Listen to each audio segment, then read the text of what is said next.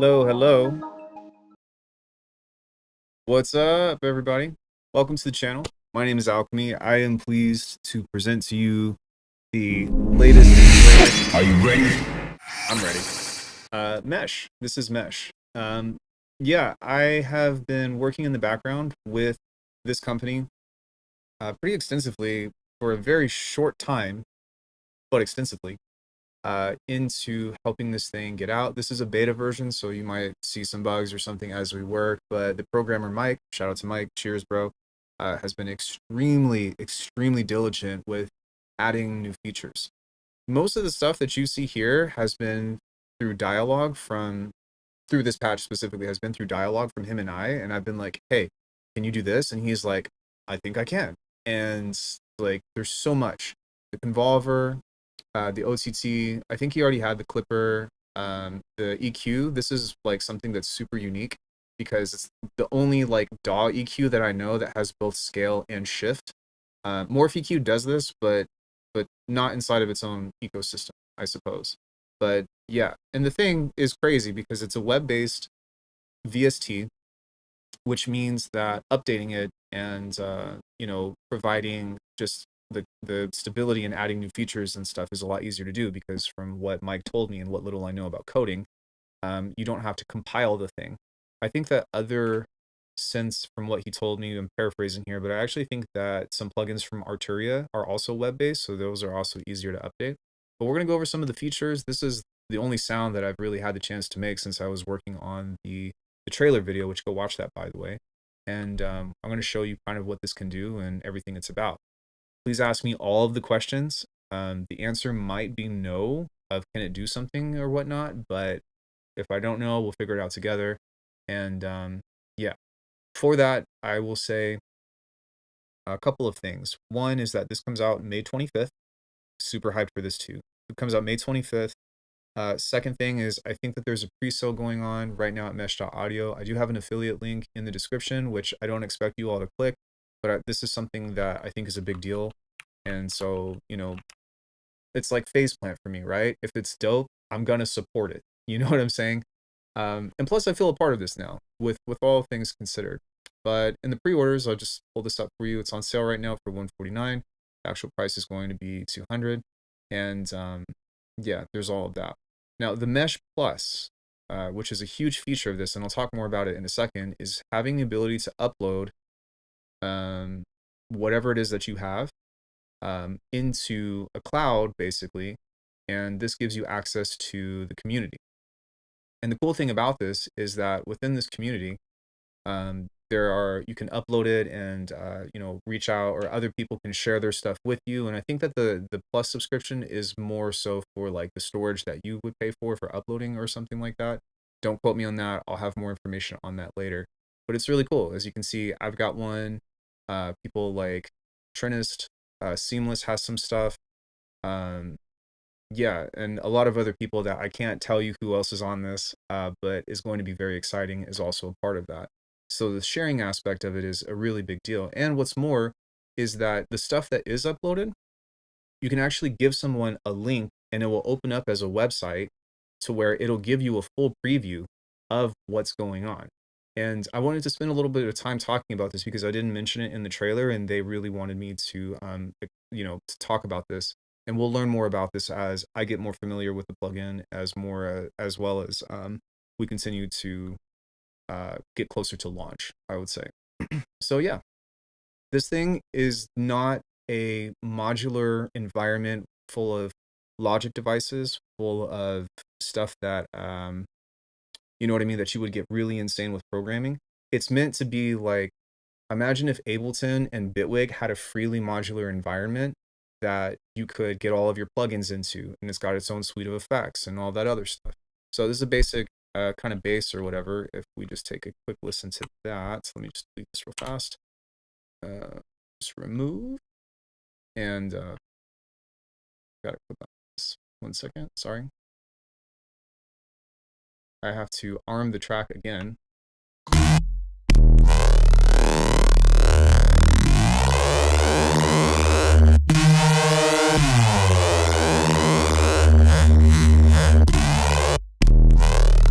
And what's crazy is this is all just first party stuff. Like I haven't even gotten into the crazy filtering and all that yet, but most of the work has been done through the EQ. There's some really neat devices in here. For example, this is a all-in-one multi-effect device. So for example, right now we're on tube and the drive isn't even on. Um, have I had any huge patches in it? Curious how it runs compared to the grid, which can be laggy after a while. Some other people have some big patches in it, and I'll show you that in a second. But we have stuff like tape, drive, diode, loud, fold, glass, rectify, clip, and then some texture effects like the smear, erode, shift, some uh, modulation, I think movement is what they call it, with the chorus ensemble, dimension, and hyper. And then the other thing that's like a really big deal for me, anyways, and this was a personal request, was this. Where are we at here? Where is it? Where is the wave shaper? Here it is. Is this guy. And you all know me with distortion. We have a freely customizable distortion, can be bipolar, can do all that stuff. So, and not only that, but this will tell you like what the change is, as well as the input. So if you like to see just what's going on that way, you can change all of that. Freely customizable. Some options up here with, snapping and post and mix, asymmetric, symmetrical, all that stuff. DC offset, oversampling. So that's super awesome. It's kind of like Patcher, but it's like Patcher on crack. Some other neat features that they recently added, and this was another personal request of mine, which is a harmonic editor. And this allows you to create your own waveform. We did talk about wavetable, but he wanted to do something different. And I was like, okay, is there at least a way that we could make our own waveform? And he was like, you know what? We could do that. And so this was a really fantastic alternative to that. Just if you're familiar with operator and all of that, being able to create your own waveform is super important to me. And so we have that included as well. Within the filters, we've got a bunch of stuff, as you can see, comb or whatever, low passes, notches, tilts. There is a Moog. There'll probably be more added later, I imagine. But phaser, flanger, formant, splinter, caverns, valley, all that stuff.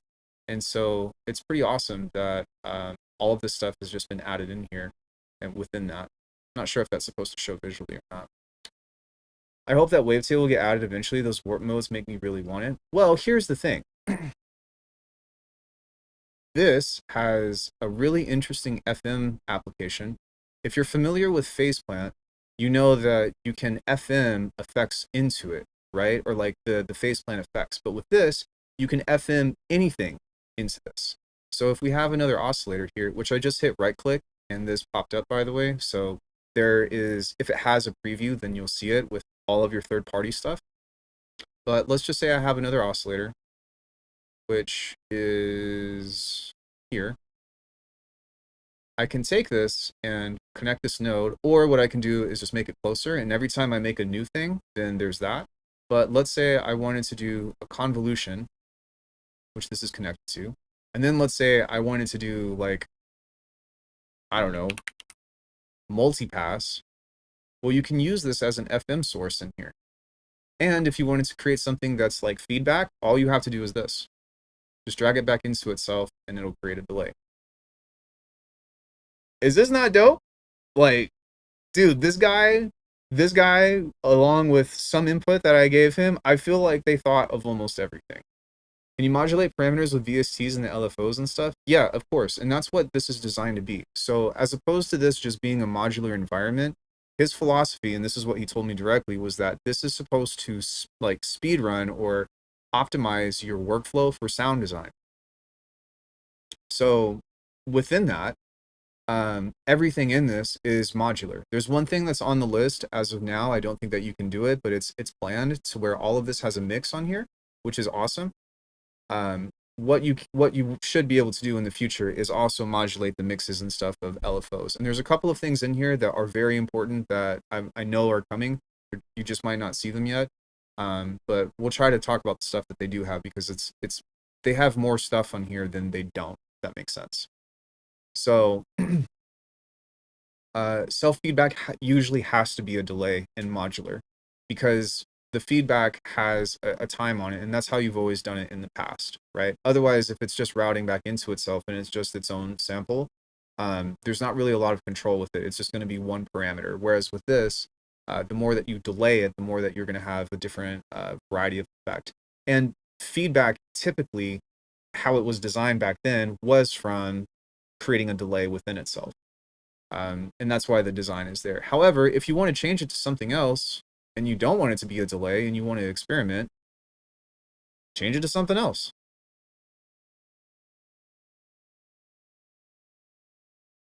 I don't know what's going to happen, but you can, in theory, change it back into something completely different. So that's where the experimentation is going to be on your end. My end too, you know, we're gonna get really into this here in a second. But yeah, it's super cool. So I think one major thing is that I have to get used to is just the navigation aspect of it. If you want to highlight boxes, you hold shift. And then right now, this supports zooming with the trackpad, but to pan, you have to click and then drag around. One personal thing that I hope that they add in the future is being able to scroll with the trackpad and just use your fingers to do that. I think it's possible, but it's not that big of a deal. It's still fully functional and all that. There's other stuff in here as well, like erode, which is super cool. This is erosion, if you're familiar with it. We have our comb filters. We have all that. In regards to modulation, somebody was asking about third-party stuff. The way that it works is like, let's say I have phase or a multipass patch, right? And what I'll do is I'll open this up and pull up something of mine. Let's just go here and let's go to this because I am pretty sure that this is going to sound decent. Gotta go in here and turn this up. So I have the mix here, and let's say I wanted to add an LFO. Well, there's an LFO up here, so I'll just drag this in like so, and then I'll type in mix, and there's a main mix, lane mix, all of that. You just click on what you want, and then you would add the parameter in here as if you were using like Serum or something of the sort. You know what I'm saying? So now we've got this. I don't know what this is going to sound like.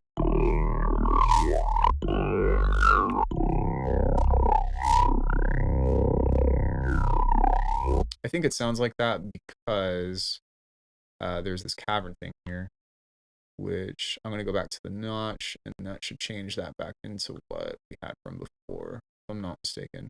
Also, do you guys see how I'm hitting replace with? So I can just, instead of having to delete it, I can just right click, which is a huge thing that I've been asking Bitwig to do for a long time. Where is the filter? Here it is. And then, yeah, so we can just do this somewhere around the mids.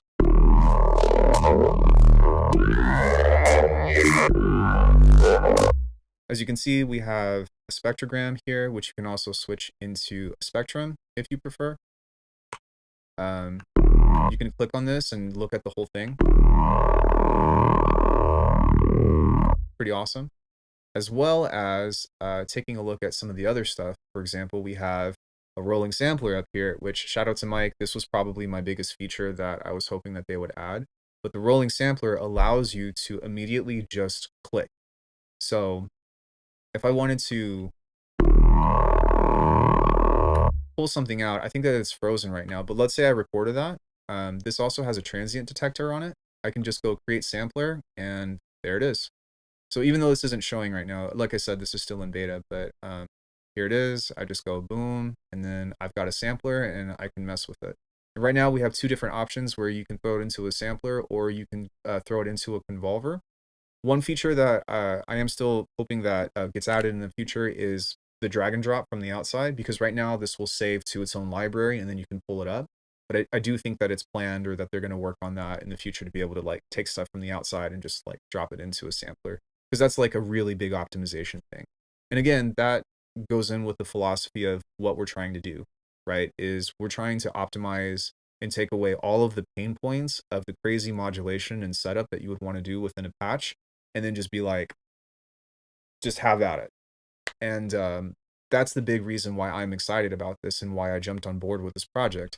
You guys know me, you know, I always talk about how great Faceplant is, and it's freaking awesome. But this is kind of a different field where you have something that is completely modular, but you also have all of your third-party effects now, and it just provides a bigger value for like the ecosystem to work with. Because imagine, and I've talked about this before, but imagine if this was available here, right? And if you all remember, like I've complained or feature requested this a long time ago about being able to take this menu bar in Ableton and Bitwig and move it up. You know what I mean? But now within Mesh, you could just, here you go. Here's your third party patcher with crazy modulation and all that stuff. You know what I mean? Could you potentially drop Eurorack emulations from VCV Rack, for example, for some insane modulation? You would, but you would upload it as VCV Rack. You know what I mean? And so, like, I don't have VCV Rack, but let's say, I mean, I have Faceplant and Multipass, which is semi-modular, right? And then what I like is this is kind of like Command F, to where you just type in what you want and you go here. But this rack now is within this rack here. And so this can be anything. Whatever, if something isn't there and you have the means of it, of a third party effect, you just put it in. And that's why this was made. You know what I mean? What's the difference between that and the Bitwig grid? The Bitwig grid has its own set of features and it doesn't support VSTs, and it's more based off of learning components like logic. You know what I mean? This is basically third party patcher on crack. So if we have a value like cutoff in a third party filter we wanted to modulate with a macro, would we be able to set a minimum maximum value as in hertz or all percentages right now? Well, the value of it, like if you look, the value of a macro is based off of 0 to 127, right? And so whatever you have on a macro, this would be based off of negative 127 to, if it's bipolar, right, to 0 to plus 127. So that would be the value of what you have. Kind of like so. So it's not really based off of a percentage, it's based off of those increments, because that's how CC controls work. Can you make feedback? Yeah, I already showed that. It's as simple as just doing this. Boop. And then, yeah, you just, whatever and wherever, this can be replaced with whatever you want. But I'm glad that you all are asking, because this was like, can you do this? And then I just tried it and I was just like, oh shit, okay, well, it works. But I feel like Bitwig could add that easily. They just didn't think about it. I mean, but that's the thing, is that they didn't think about it. They didn't do it. You know what I mean? And somebody did. And that's why I'm so excited about this, is because we have been asking for something like this forever. Forever. We have been asking for a third party, modular environment ecosystem forever. And the fact that it has all of these built-in features and the fact that they keep adding stuff is like, ah, you know what I'm saying? And I feel really lucky that I'm at the forefront of this. And there's other content creators. It's VST3 only. Actually, that's a really good point. It does not support VST2. This is only VST3. Can you save load multiple devices as a group or something? Yeah, so what you would do is you would save mesh effects or just load mesh within mesh. So if I go here and I go insert mode, you just go to the effects and there should be mesh effects in here. And then here you go.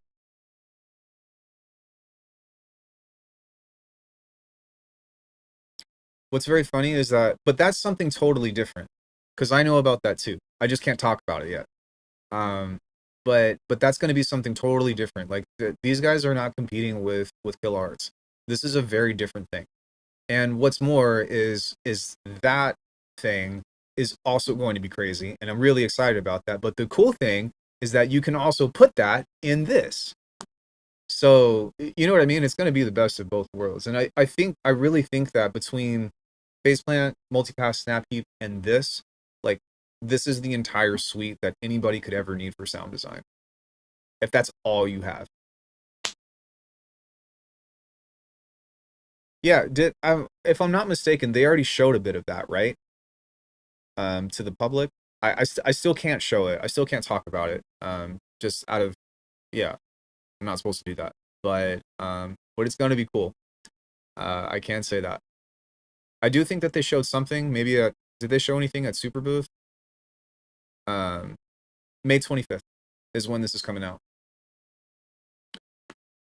They showed a phone in at a matte screen in broad daylight. Super sneaky preview. Okay, cool. 25th. This is coming out. So let's build a patch.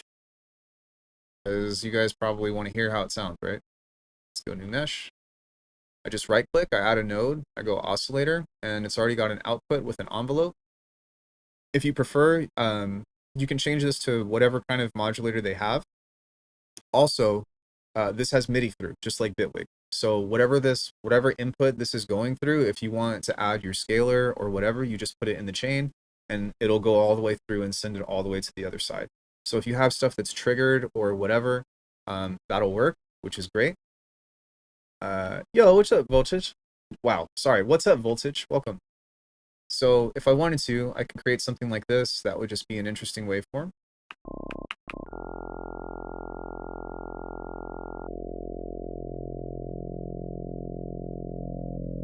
Let's go ahead and add some FM to it. So I'll go ahead and go oscillator.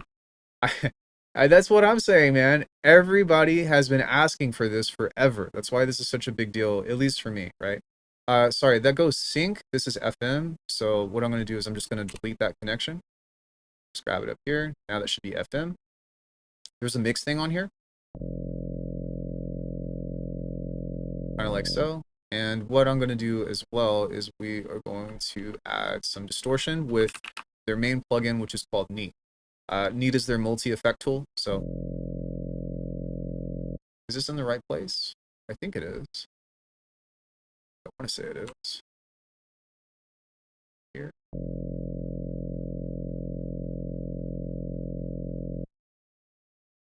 And we should, again, this is a beta, guys, so forgive me if something's not, oh, there it is. Okay, here we go.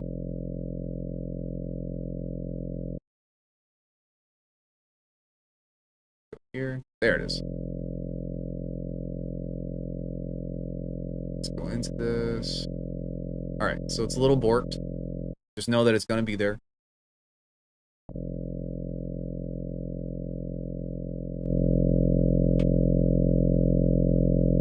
Let's see if we can get this into warp mode. It has its own built-in warp modes, kind of like this. You might be used to this on its own.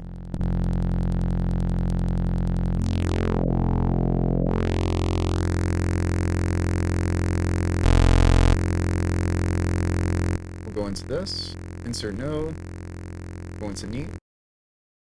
You make sure that this doesn't have a huge release.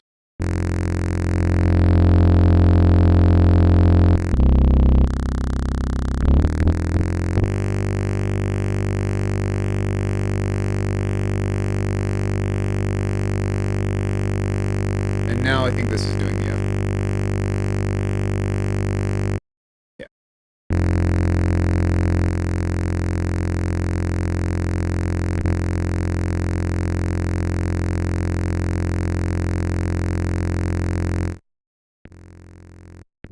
There we go.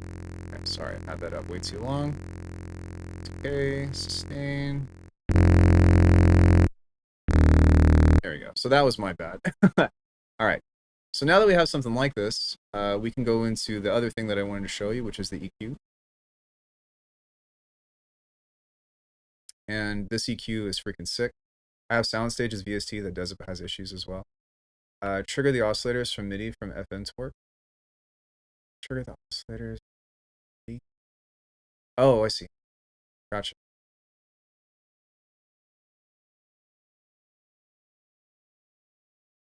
Again, I'm still learning this plugin as well, but you go here with the MIDI, like so. Go here.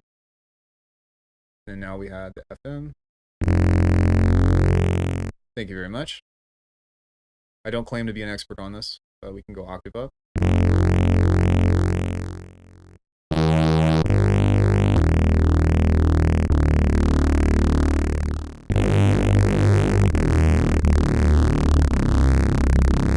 Now we can go up here and create this guy. So we double click to make a new node. This does support trackpad stuff, which is a really big feature request that I was hoping that they did. I didn't even, they already knew. This was a big deal. And they also added the adaptive, which is super awesome. We can go into this and we create notch, something like so. Just create some interesting movement here. And now something that is also awesome is that you have the scaling on this to flip this. Right, and in the future, I'll have tutorials on their site or on their page. But right now, we're just trying to get it off the ground. So I can add node. I'm just going to go LFO, which is the first thing. And then I can go here, drag that in, and go into Shift, and we're there. We can pull up the LFO, which is really nice. Slow it down. This is kind of your typical thing where you can just double click in like this and set your rate. You can set it to all the things of retrigger, free if you like, all of that stuff. I think for free to go, you have to hit play. Yeah. One thing that I am going to ask them to do is see if you can just like let it go or something of the sort, but it still works. And now we just back off of how far we're pulling this. And there's that. There is no MPE support for now. That is a good question. We had talked about it, but as of now, there's not.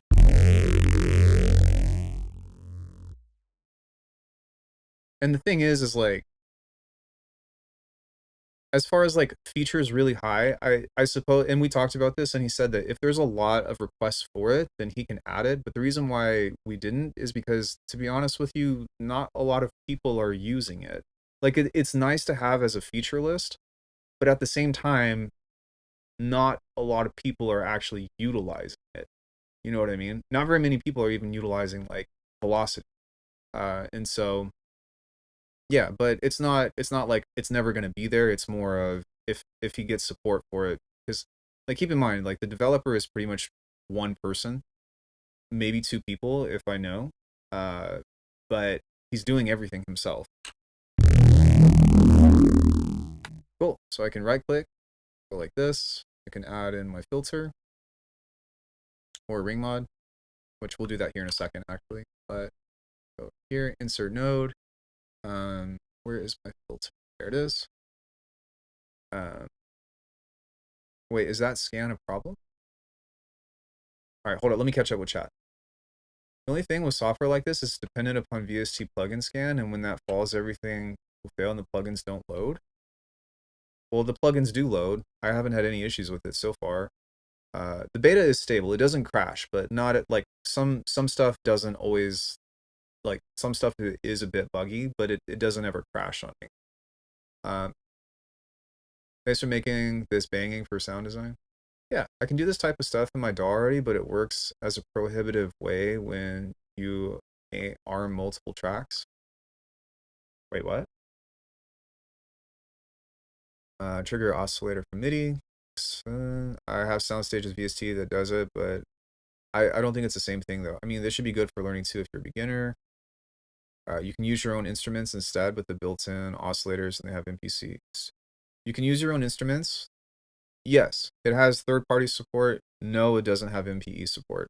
Assigning polyphonic aftertouch would be nice though.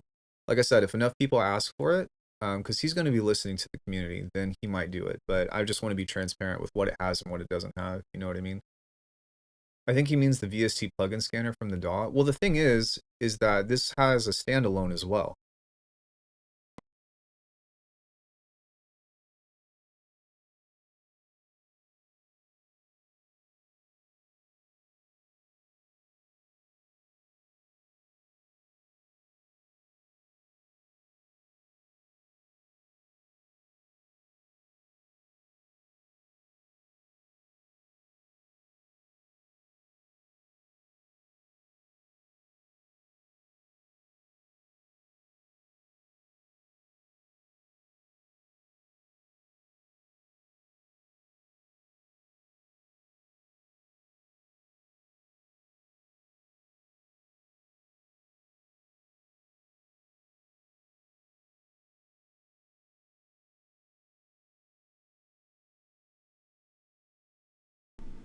It should be in one side right now. Just give me a sec.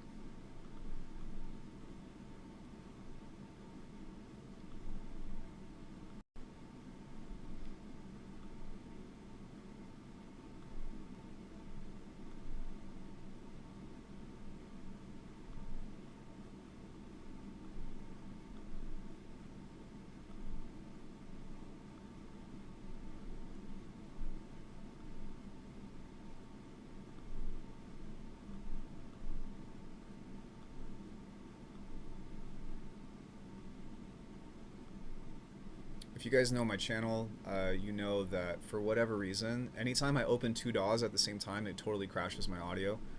Uh, yeah, it like I said, it's not this. Like if I were to open Ableton and Bitwig at the same time, it always crashes my audio. So let me fix this real fast, and then we'll hop back into it.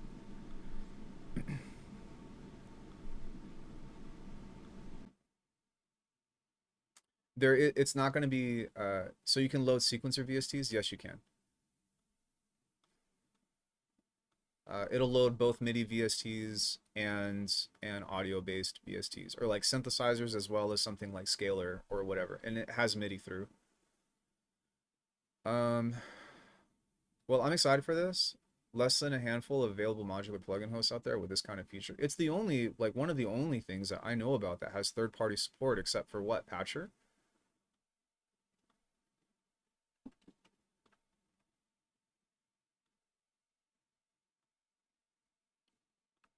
My voice is going to like level up with each thing, so okay, I gotta add one more filter to this and we should be good to go.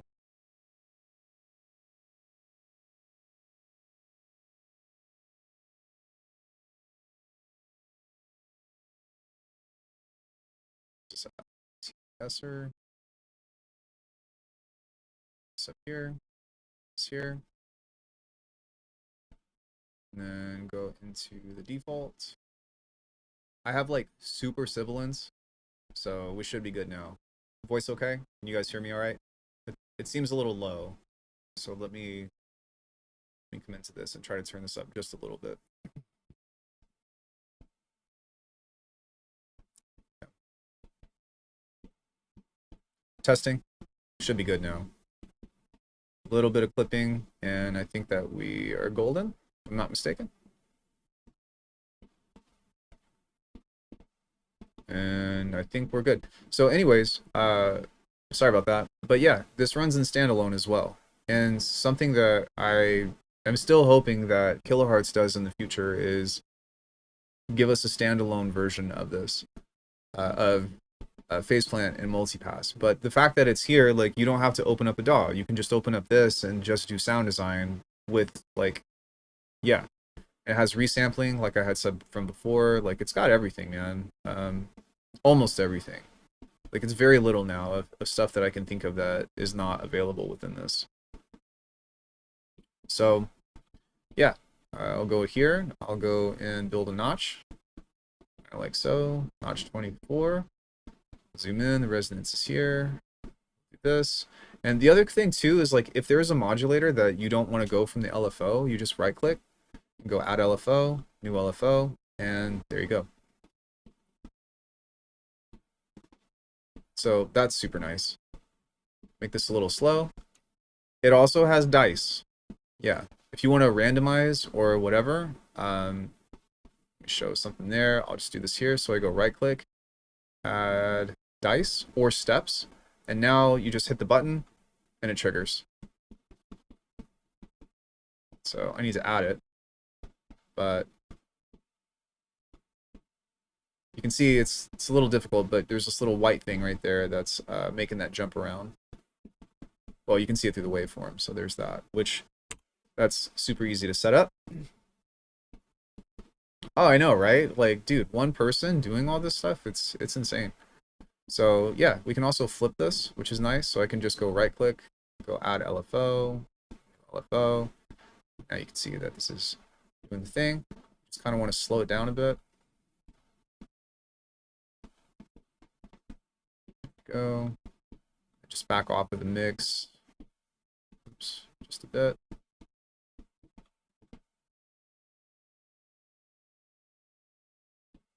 And now we've got some moving.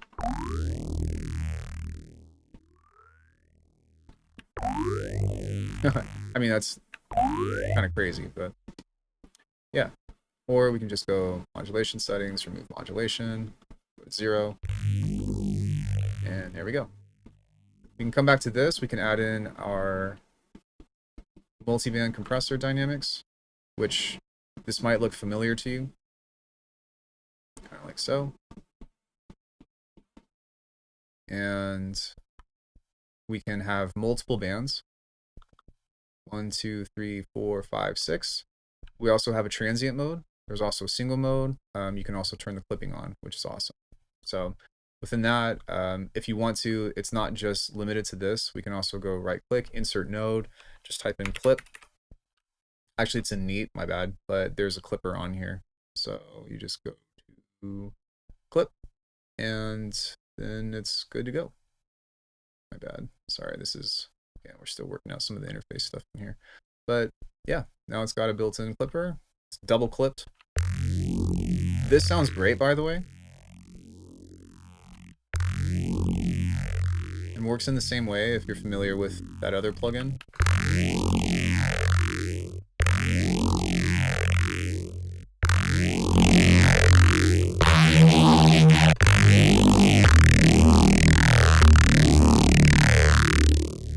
I don't know. I actually don't know how long it's been there. Yeah, there should be sound. I haven't been playing it. I've just been like working in silence or whatever. But yeah, man. So hold shift to move all this over. And if I wanted to, I can add in another node. I can add in a filter, hit enter, attach this as well. Maybe this guy to the cutoff.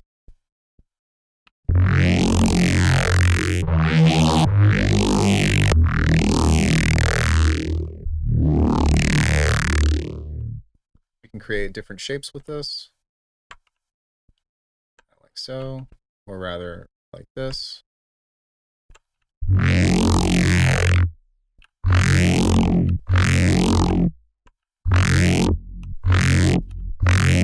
And then I'm like, cool, I did all this stuff. Sounds great, right? Well, let's go ahead and toss in some other stuff now. Like, let's insert our node. We'll go multipass. And I can just shuffle in some racks and be like, what does this sound like? I don't know what it's going to do, but, you know, we'll find out. So we'll try this one. I'm going to set this to low. Intro price is 150.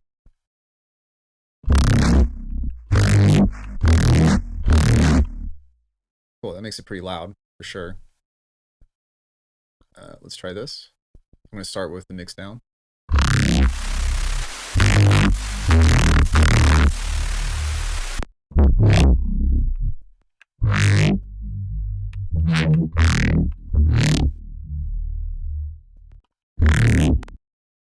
turn this on, see what this does. Sweet. Now I'm going to back off of the low end a bit. So I'll go into dynamics and just ease off of this just a bit. Also going to back off of this just a bit. Also going to back off of this just a bit because we're already we're already applying OTT quite a bit to the top end of it. But as you can see here, I've got my rolling sampler going on. So if I make a cool sound, I'm like, oh, that was sick. Just go like this, and go create sampler. Sorry, I'm still getting used to how all this stuff works. But now we have this, and we can disconnect all of this stuff if we wanted to, or we can just attach it to the output and continue to send it through the effects. So let me actually show you that, because this is probably one of the dopest things about this. Once I have this, I can just delete this connection here, and I can create a line if I wanted to connect this, or I can do proximity. So it looks like this, to where I just attach it right there. And you'll see that now it's stuck. And so now, within all of this, I have a resampling chain. And again, like, I'm still getting used to working on this, but is that not fucking crazy?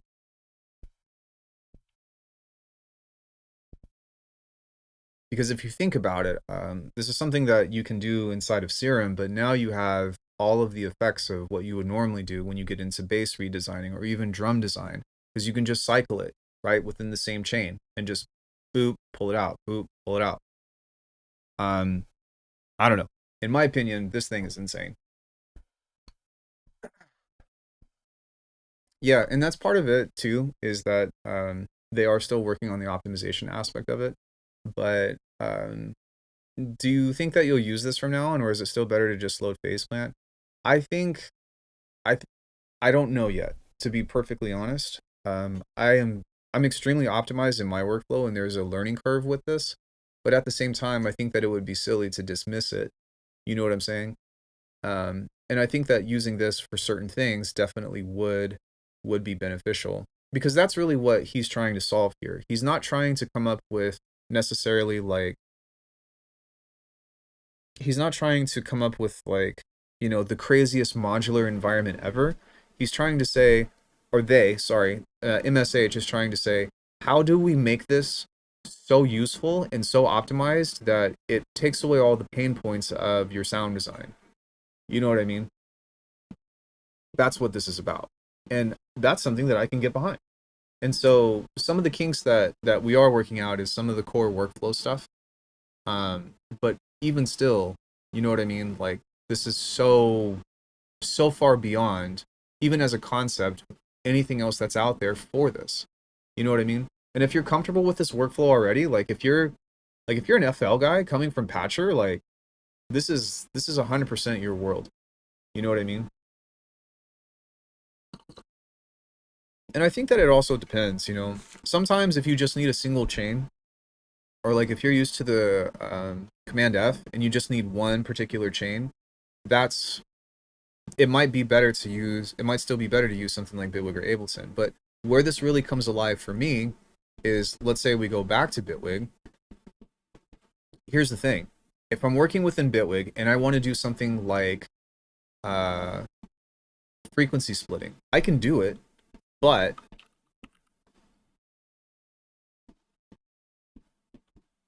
I can only see one lane at a time. You know what I mean? And those are the kinds of things that you start realizing of why MSH is so or mesh, or sorry, why mesh. You're gonna hear me say that. Why mesh becomes alive, right? Because if I were to do something like this, or if I were to do this, let's say I've got a plugin chain on, on this group, but then I have a plugin chain on here. Like, I can only see one thing at a time. You know what I'm saying? If I move this over, let's say I've got this, and I throw this in here, just hypothetically, right? This one has a filter, and then this one has, I don't know, a reverb. I can't expand this. I have to flip through this. And not only that, but within this stuff, if this has stuff in it, which it does, like, I have to open and close all these menus. Whereas when you're using something like Mesh, let's say you want to do a frequency splitter or something, you go new mesh, okay, right click, oscillator, enter, right click, insert node, what is it called on here? Band split, enter. Okay, well, once you get to this position, then you can see everything at a glance. So if I go here and I go right click, or rather add node, reverb, all right, sweet. Now I've got reverb on the top end. Okay, move this up. Now I go add node. I'm gonna go neat, which is their distortion. So now we're gonna distort the mid highs, and I just drag it here, kind of like so. And we'll go to the mid high. All right, now I go add node, filter. There it is. And you can also do it this way as well. So that's available. But now I've got all these lanes over at once. I usually leave the low end alone. But now everything goes in, and we can just attach it to the output now, which you can have multiple inputs. They are going to add in a mix, like a merge or a sum, which is something that I don't think is ready yet, but I know that's for sure coming because that's a pretty big thing. But if you look here, we also do have mixing in between the lanes. And anything that you want to put in between, And now that's one of the issues that I have with the grid is that whenever you make a new patch in the or like a new module in the grid, you have to delete a connection. And this was something that I talked with Mike about, and I was like, we kind of need this. And so you can just click on a node here and do this, and then I'm like, I want a notch filter. Sweet. Find my drop down menu, notch filter. There it is. Like that, when it comes into optimized workflow like that, like that's really hard to beat. Did I already cover modulation sources and audio rate modulation? I'm pretty sure that you can do audio rate modulation just through, what's it called? Just through an LFO, right? Because if you go like this and you set this to rate, you go hertz, then you can set it to an absurd, which I think is the max for any DAW that I know of, right? So you just use this as your audio rate, and then you tell it where you want it to go. So we can do that to the waveform. You can do it to, yeah, you can do it to anything. Command Z for undo works on this, which is really nice. Right, it's an easier visual workflow, and you can look at stuff at a glance. You know what I'm saying? Will this have keyboard split? Probably not. At least not that I know of. Do you mean like if you have a contact instrument, like can you make like half of the keyboard do this and then half the keyboard not do that? I'll pitch it to him. I'll say that much, but I don't think that's incorporated. One thing that we also don't have is pitch tracking yet. But I wouldn't be surprised if that's on the way. Like key tracking, like I said, we don't have key tracking yet.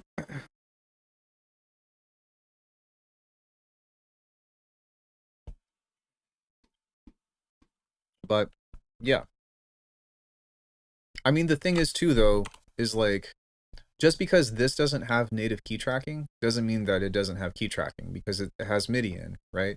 So if I wanted to do key tracking, say on Faceplant, right? One workaround that I could do with this is I can go, where is this? Note, and I can map something here, or map this to a macro. So let's say I wanted to map the chorus to key tracking. What I do is I map the chorus to here on the macro.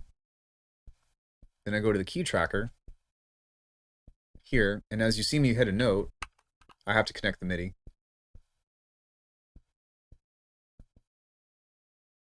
Oop.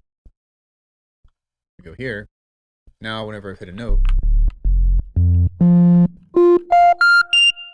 then you'll see that it'll play a higher thing.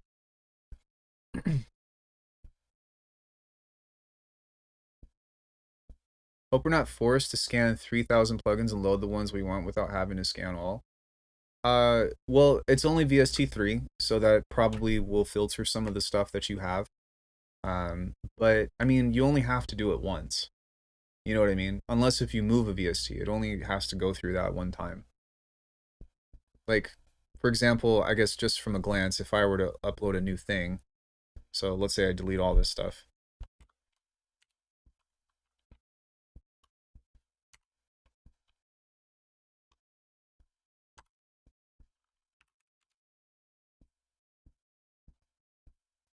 Add note. It's just ready. I don't have to worry about that. One thing that I would personally like with this, which I'll relay to Mike about, is it would be nice if it remembers the size of however I leave the screen. But yeah, you don't have to do crazy plugin scanning every time. Also, why do you have 3,000 plugins?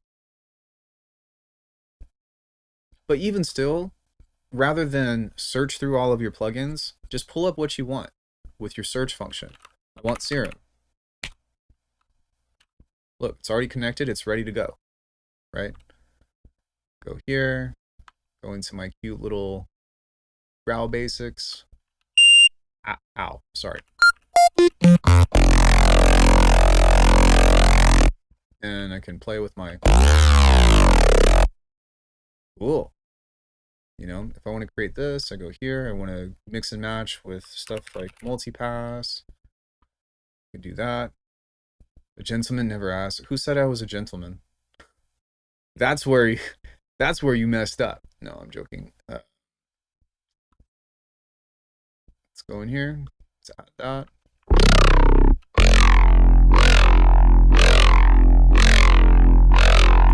No, they're automatically created.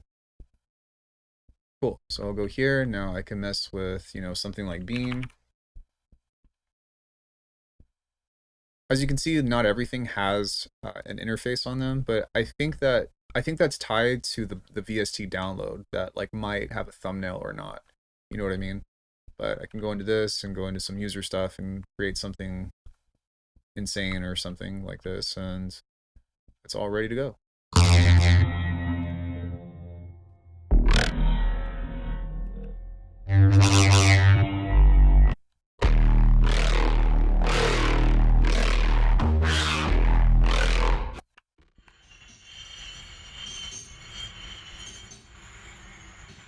Cool. Let's say I wanted to add my own version of OTT into this. I just go fuse compressor. And we go here, I go 6 bands, and I go, great, let's make this a little bit louder. Turn on the clipping. And there we go.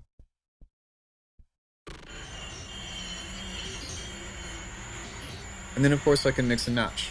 So I want to add LFO or envelope follower. Oh, live recorder. I've never seen this before. That's crazy.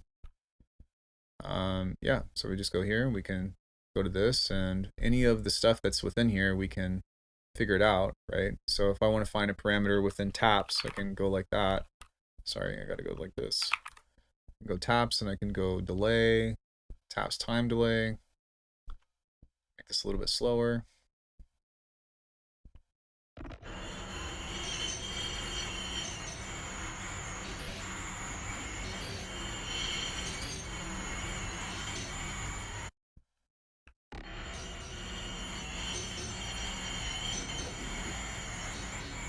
How easy is it to automate parameters of a plugin hosted in Mesh? Do you have to assign it to something first, or no, I just showed you. So you just go in, you have to find the right thing, which that is a thing, but so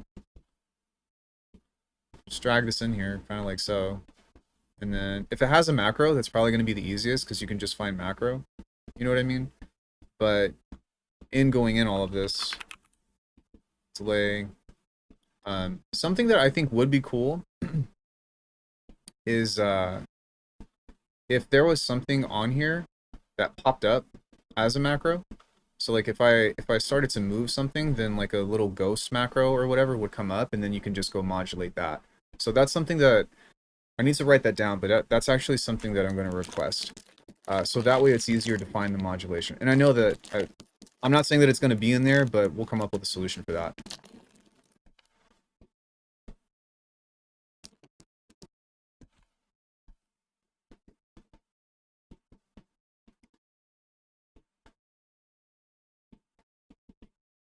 Well, yeah, but that's why I'm being transparent about it of, hey, this only does VST3.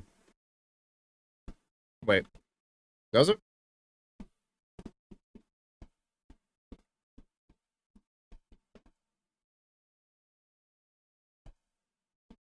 I don't know, but there you go. That's how long it took.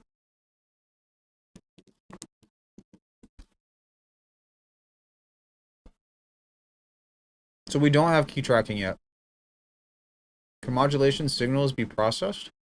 Like, can you modulate a modulator? Yes.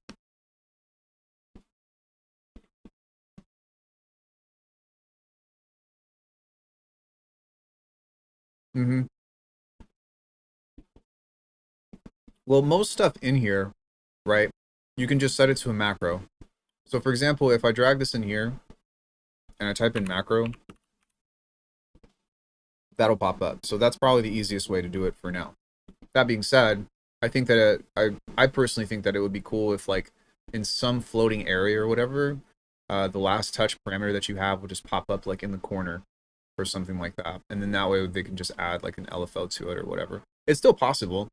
So, you know, if I go here, this will show up and show lane 1, whatever. It is a long list, but let's say I have filter, split 1 frequency. Well, this is all the stuff that you can control within this. Because even with multipass, like you can't just go in and modulate. Like you can't go into you can't go to, from an LFO and then just like click on something. It has to be mapped to a macro. You know what I mean? It tries to auto do it.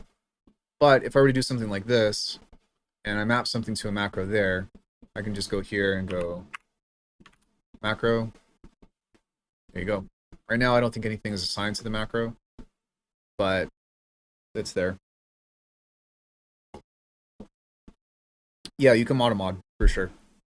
So if I wanted to do that, I just go right click. Sorry, go right click, add node, LFO. I just drag the LFO to the other LFO. And then these are the options that we can work on. So I'll just go to the rate. And now you'll see that this will be modulated here.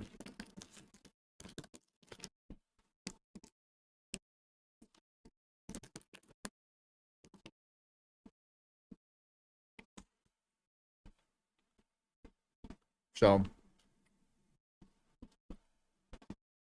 you can go into browse here, look at some of the other crazy stuff that some of these guys did.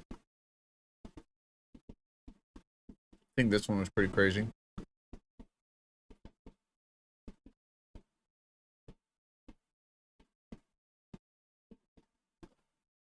Yeah. Lots of connections, lots of moving stuff. This dude just went ham.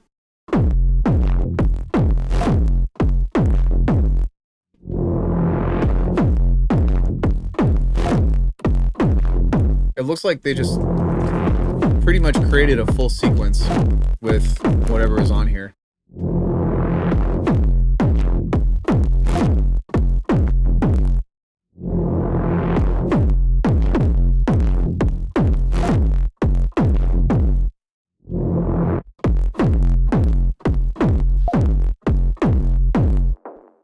And something else that's super sick about this as well is there's this little button up here called Organize.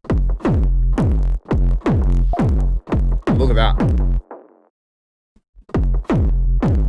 It's just there. I don't actually know how to turn this off. But yeah, let's look at some other stuff. Oops. Some other interesting patches on here.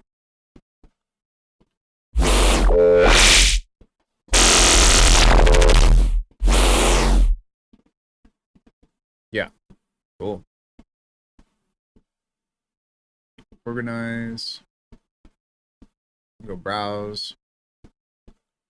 It's a patch from Seamless. One thing is that it's even if you download an external patch on this, open up an external patch. Like I don't have this. I don't have Filtron, so I can just replace it, or I can just remove it rather. But then there's that. There is a randomizer. There's a dice button. So I go add node, I go dice. Bloop. You just assign this to what you want. So let's say I want to do this here. Go cutoff.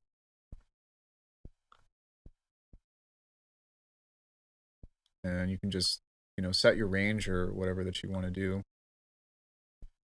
And pretty much just make that jump around, kind of like so. You can see that little white thing right there. And then as a means of actual randomization goes, I'm pretty sure that there is a random mod in here. It might actually just be within the LFO. If there's not, I'll definitely ask him to do it. But let me see here. Can we bypass the plugin and flow and the sound goes through the next mode? That's a good question. I don't actually know.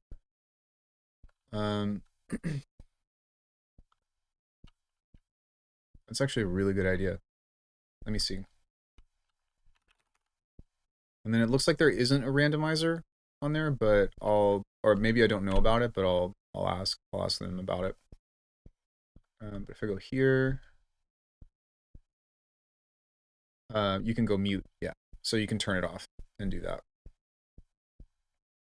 I don't know if that saves CPU or not, but yeah, you can definitely deactivate it and the chain will go through, which is super cool. Oh, a patch randomizer? I mean, yeah, I guess, but like there's so much he probably could, but I don't know, man. I don't know. One thing that we did talk about, which I don't know if he's going to do it or not, that I asked him was like making a selection of patches and then randomizing the order. I don't know if he's going to do it or not, but we did talk about that. So that was pretty cool. What about on and off behavior for each chain? What do you mean by that?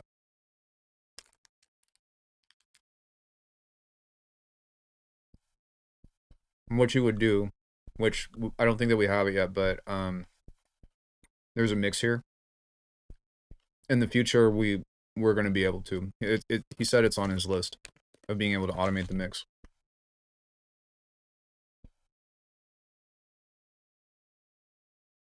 Like everything in here should be modular, as a means of you can automate it with an LFO or put it on envelope audit or something. Claude implementation? Jeez, guys. You wanted to like make you ice cream and stuff too? No, I don't want Claude in it. It doesn't have a granular yet.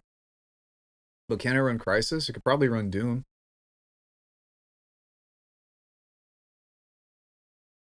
Can we get a list somewhere of all the plugins in use and mute them fast? Well, what you would do is you would just go highlight what you want. So you go this, make a box, right click, and then try to do that. I believe maybe everything has to be on, but see if that's available. Okay, so multi-selection actions, that would be something I'm going to write down as well.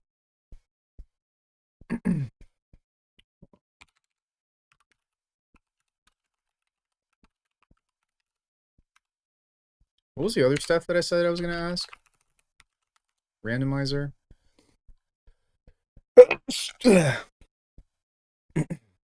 Excuse me. Okay, so I got that. Multi-select actions or like multi-mute, I think would be how we would solve that. MCP for it for Cloud Codex would be cool. You can let AI build a patch for you that would think, no, I don't want that. I personally, for me, like you guys can ask them, but I don't want that. Can you show your approach on feedback loops? Yes, I can. Even though I already did it. It's really hard. So you go new mesh, oscillator, and then you take this and you drag it back into itself.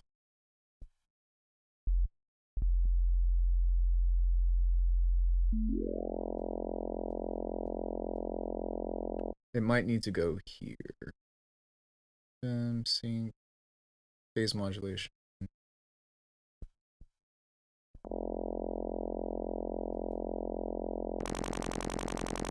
There you go.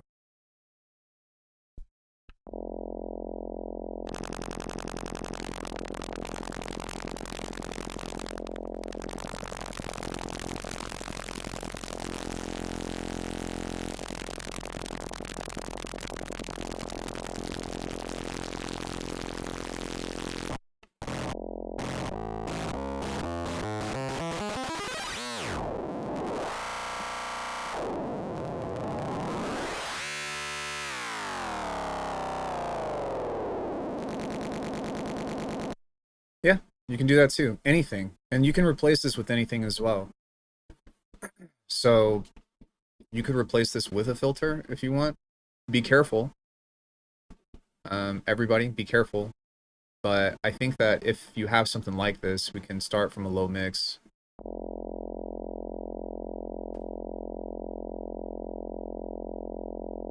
Maybe we need something with more resonance. Because I still don't know how the behavior of all this stuff works.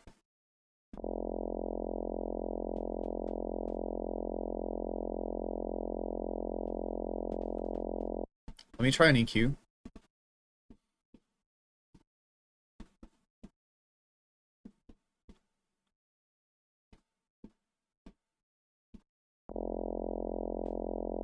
You might actually need a delay to run within this. But what you can do is you can go insert node, delay, and then now you can run this into your effect chain here. So, yeah, there we go.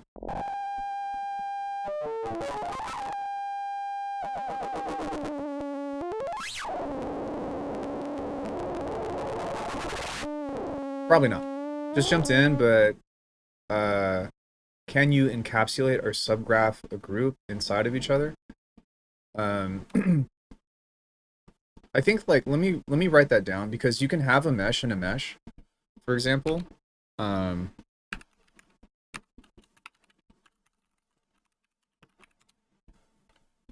But what you would do is, I think as of now, what you have to do is open up a new, like open up mesh effects. What if you want to write automation in your DAW or parameter in MSH? Then you would assign whatever you want to a macro, right? So I would just go add node macro. Let's do it to the delay here, the time.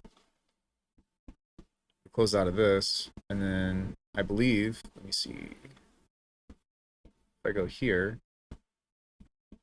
there it is. So you just set it to a macro, and then you can do all of your automation on whatever you want.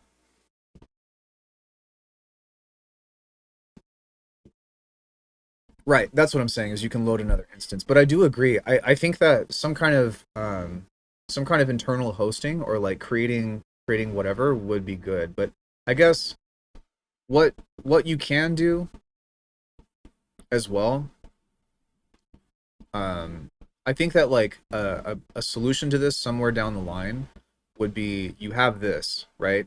So you go save mesh, and then within this you go right click and you go insert node, and then you go mesh. Now with this inserted, we open this up, pull this up, untitled, we go here, and instead of having this, we delete this, and then we send that straight into the feedback like that. So it is technically possible, but yeah. Now we need the same, but hosting different DAWs in a box and interconnect different DAWs. I mean, you can run FL Studio as a thing. Isn't that FL Studio as a VST? And like that's like the most advanced, you know, professional DAW out there. So what more do you want? Yes, you can. Per the dice. You can map it to anything.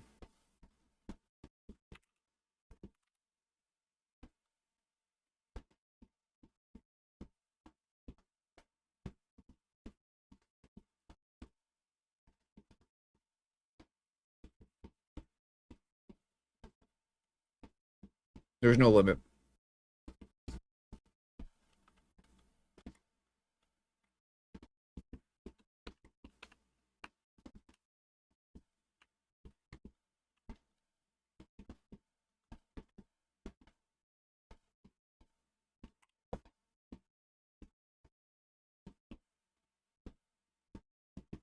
Not sure if that's working or not. It looks like it's supposed to be, but it doesn't look like we're actually getting sound in here.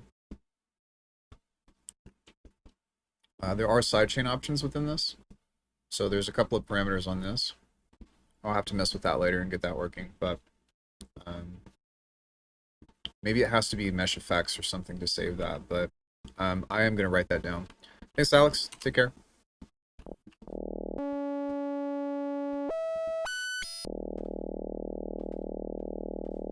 Now, I am curious. Let me see if I can LFO this with the button. Trigger. So this would be how you create a random mod. So that's cool that that exists.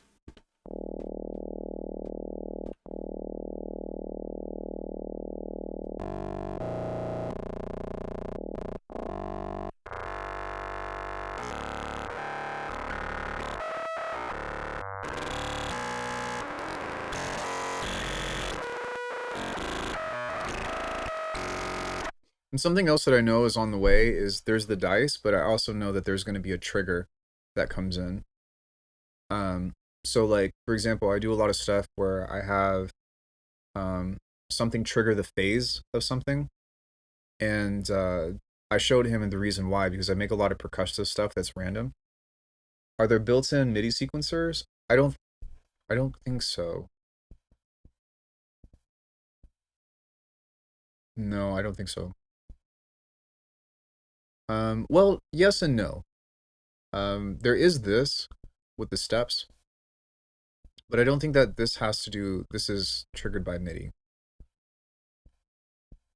Yeah. So, no, not technically. But you can just upload scalar,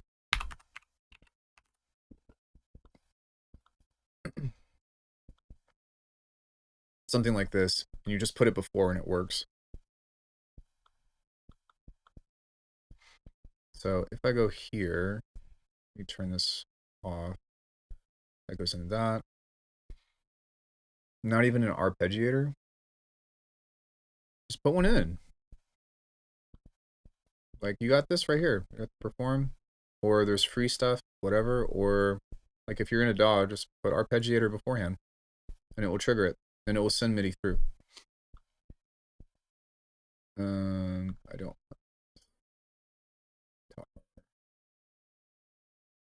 Although I will say that this isn't triggering yet.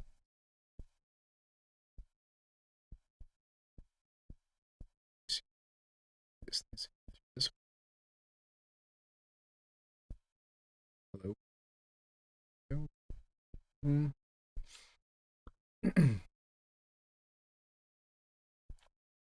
It's weird. This is showing up on this, but it's not showing up. It's not actually sending sound through. Maybe I broke it. Let me see.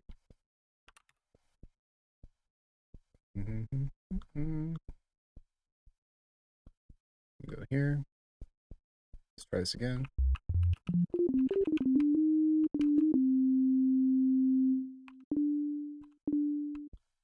Insert mode. Scalar. Still works. Okay, so this is probably something that I'll have to ask him about, because this should be going through if I'm not mistaken. Let's try Serum. Or let's try Cthulhu. Do I have Cthulhu? I thought I did. Maybe I don't anymore.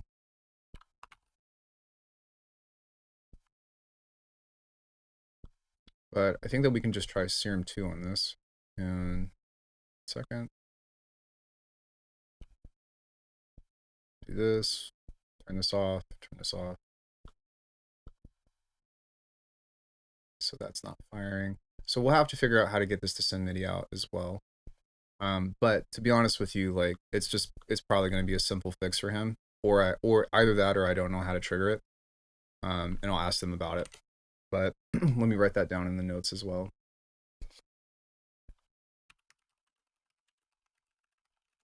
And again, I think it could just be a thing where I don't know how to do it with what I'm wanting to know how to do. But this is why I'm glad that we're streaming this, is so that way we can, or they can work out all the kinks of everything that it has to offer. But man, I think that this thing is just going to be super cool. Can you copy paste stuff from one mesh to another? Like one window? Like what do you mean? Like create a duplicate?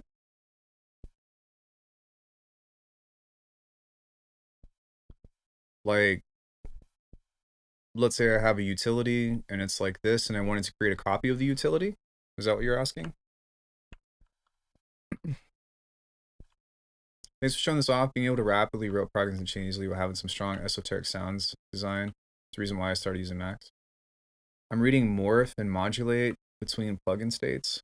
This is super exciting. Select everything in the window and paste. Yeah, so you can do this. Command C. You can go here. Command V. So, yo, what's up, Artifact? So, I mean, you could do that if that's what you're wondering. And that's all bound by keyboard shortcuts. So I just clicked on what I wanted and then hit Command C, and then figured out where I wanted to paste it and hit Command V.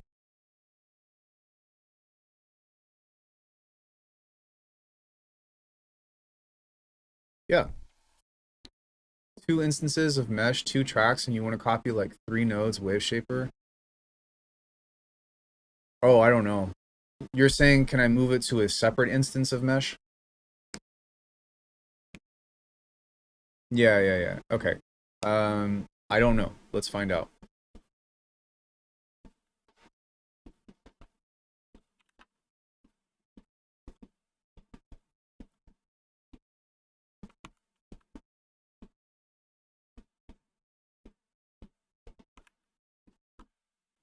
You can. That's crazy.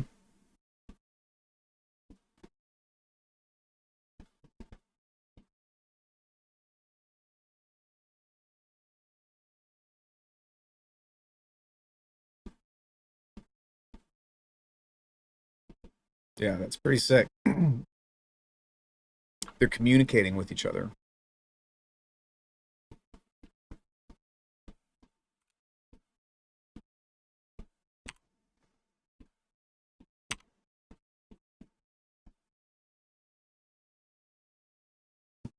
Should be able to.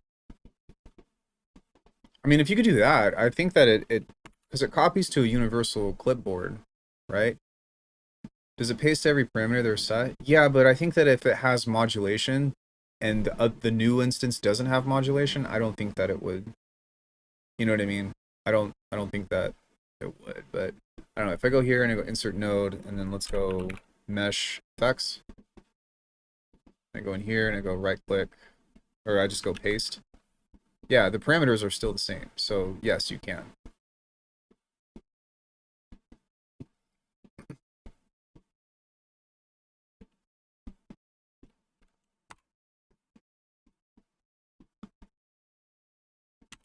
How heavy on CPU is it? Well, it'll go until it, like he did a really good job of like minimizing CPU usage as much as possible. But because this thing scales to the power of whatever your computer can handle, like it can go from this to, you know what I'm saying, to whatever. I see this as a perfect way to get around any limitations of routing inside a DAW, plus a whole lot more. Of course, might have to pick this up. Yeah, I agree.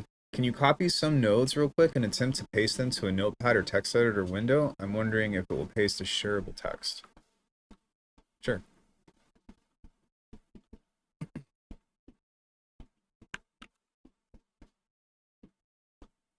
Let me go to a new thing. No, it does not share as pastable text. Are there any more examples of morph and modulate between plugin states? That's what I've read on their site for the first party, I imagine. Um,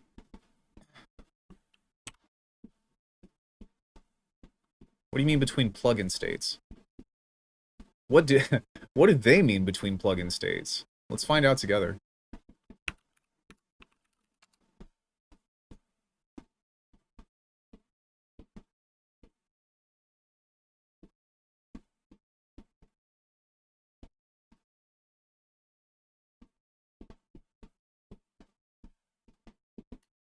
Where do you see that? They also have a Discord, by the way. Join the Discord. Ask questions there. Was it something that I said in the demo? Because I'm the one that made the demo. Pre-order page.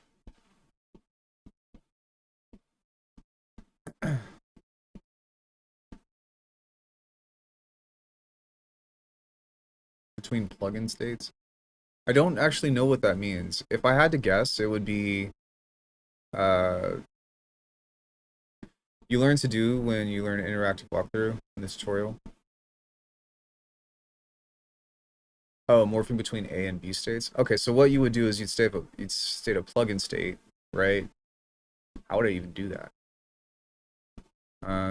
Like I said, I don't know everything about this plugin yet, but I know enough to talk about it, I suppose. But they do have a tutorial. I went and skipped it because we were kind of crunched on time.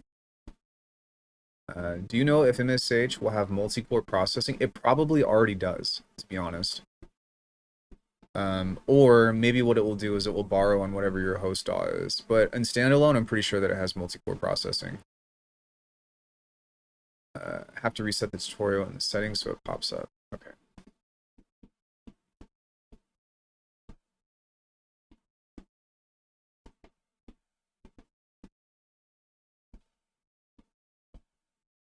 Dude, reset. We'll start on next launch. Okay. I will say that the tutorial is pretty robust. If you want to skip this, you just hit -4 times.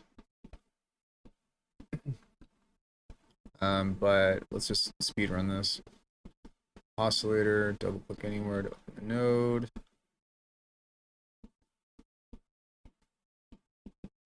Add a second oscillator. Output to its PM. So phase modulation. Double click, MIDI handle to connect it. There we go. Play some notes.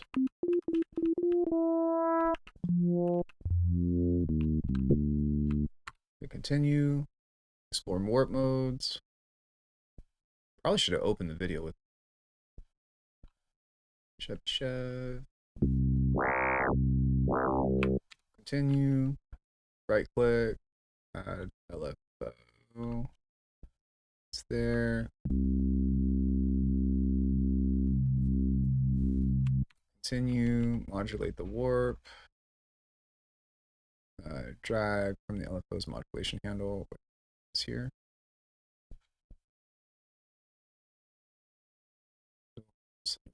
Warp.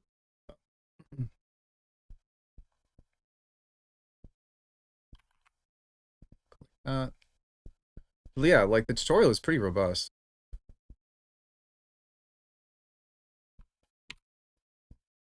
Organize your mesh. So that's at the top here. Although it looks like it's hidden. Organizer button.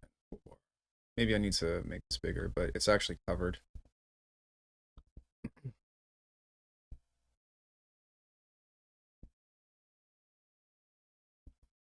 Plugin parameters. I think you easily morph between entire sets of plugin parameters. All the knobs or sliders that are mappable. That's kind of what I was thinking.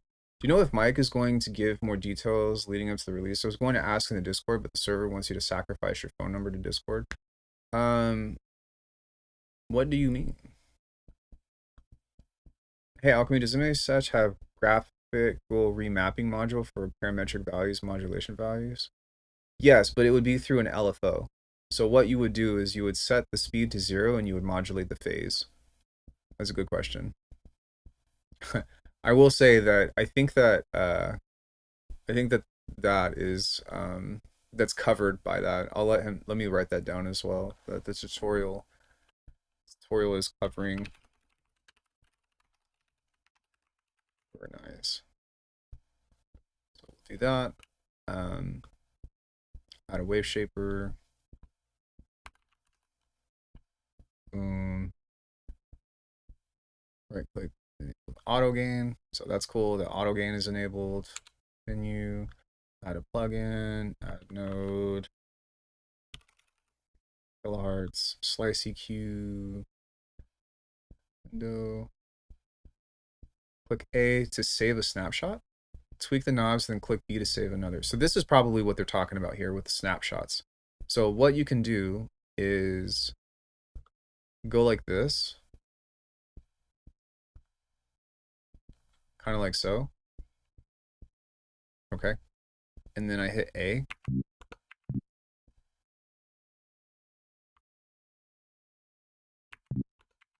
Although this is playing a thing, so I probably have to like, I'm going to see if there's a right click context menu for that. So right click context menu or save snapshot. So that's what this means. And so what you would do is you'd go in and you'd save a snapshot of this, and then something should pop up where you can move that. Okay. Just like in general, if we give more details on what exactly the which modules are shipping in 1.0, and if there are any plans for future modules that don't end up in 1.0. Open it up, it's a button. A. That's what I'm saying. I'm hitting the A button, but the A button right now is triggering MIDI because I have this turned on. Well, let me see if I can turn this off.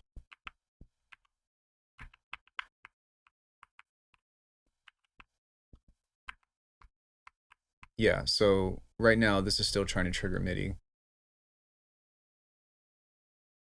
That's what I did. Oh, duh. Okay. Okay, cool. So now we do this.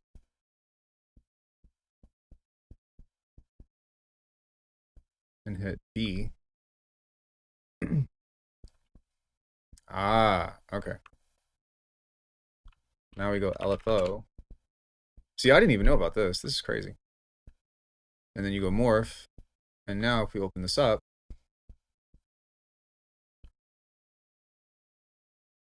yeah. I didn't even notice this.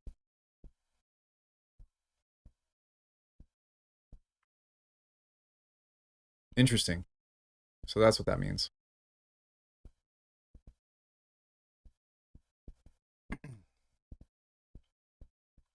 Yeah, that's pretty sick. I didn't know that. Save your work. Continue. Okay, a few more important things to know. Okay, go. Open the browser. Oh, you can just hit tab. Sweet. Morphing is a little too hidden in plain sight with this crazy shit you can do. Well, I do think that's why the tutorial exists for this stuff. You know?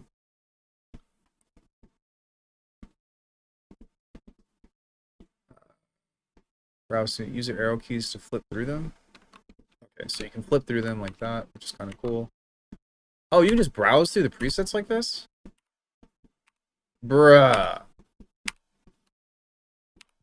Does it have a nice way of organizing third-party VSTs you can load into it? Yes, but also like there's a function that you can just go add and then type in what you want. Very nice. Do you have Serum? Load 2 entirely different patches, set it to patch 1. I'm very curious. We can try.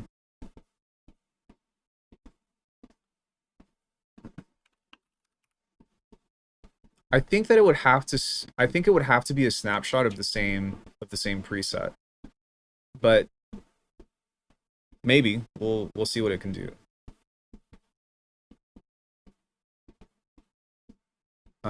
So I'll hit A.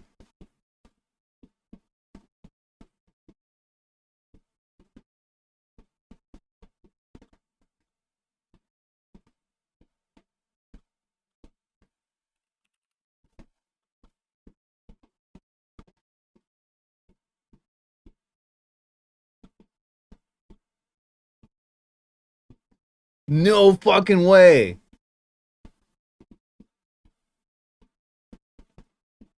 Damn, I should have included this in my trailer.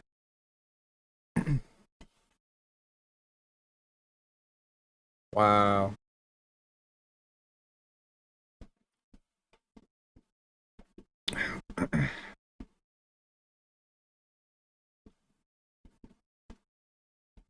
I don't know of anything. Do you guys know of anything else that can do this other than like program change? Play it, please.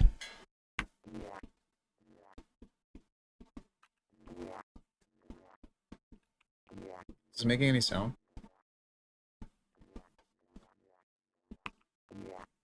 It's kind of making sound.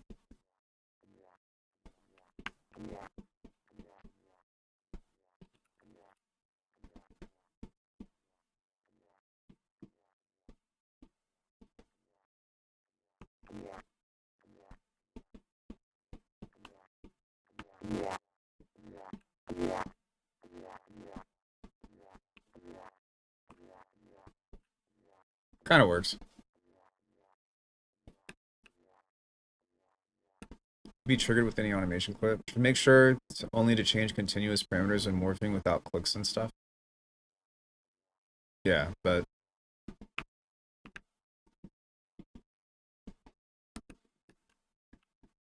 okay, so it seems a little busted, but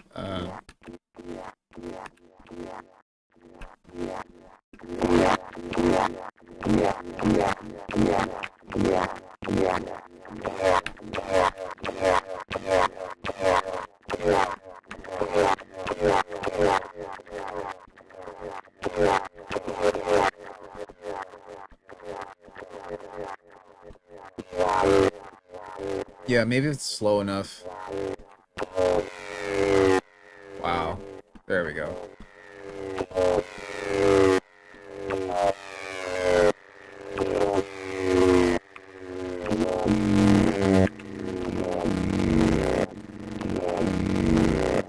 Crazy.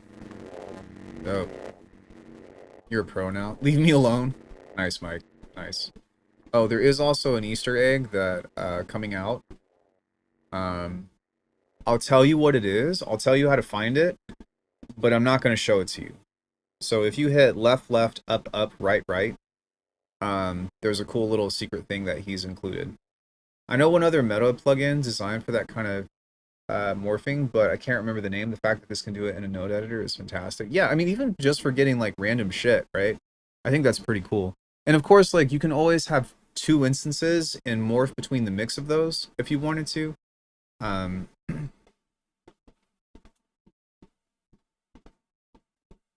which I actually don't know if we could do that right now. Yeah, you can. You can. I just had to think about it. So let's say I have a filter like this. I hit Command D. So one goes here. One goes here. Like so. Then what you would do is you would have an LFO. And you would go to this one. Oh, right, we don't have this yet. Okay, no, you can't. But in the future, what you'll be able to do is you'll be able to modulate one up and one down. So you can just use that to move. And then I'm pretty sure that Mike is going to add like a mix thing. I was going to say, you mean snappy snap? Wait, what? Uh, you should have been named. I should have been named Morph. Does it have multi-band splitting? Yes, it does. I will ask him to add a fifth band, but right now there's 4. Oops. Band split. Here we go.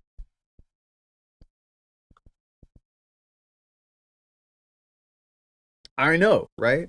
And it's like I said, this is still in beta, and there's still a lot of kinks to work out. But I support this, man. Even if it's not perfect, like this is so promising for the future of sound design. So promising. And I'm really looking forward to this shaping up over time and realizing like just how insane this is going to become. You know what I mean? Just because it's so sick. It's exactly, it's Patcher on steroids. But it has your modulation. It has its own things that you can do to build into it. You know what I mean? It has its own self-contained ecosystem that has all the things that I would want, most of the things that I would want for sound design. And whatever it doesn't have, you just put the plug in there. You know what I mean? Like you just feel like, okay, well, it doesn't have what doesn't it have? It doesn't have a granular engine yet. Toss one in, toss in phase plant, toss in serum or whatever you want. You know what I mean? However you want to start.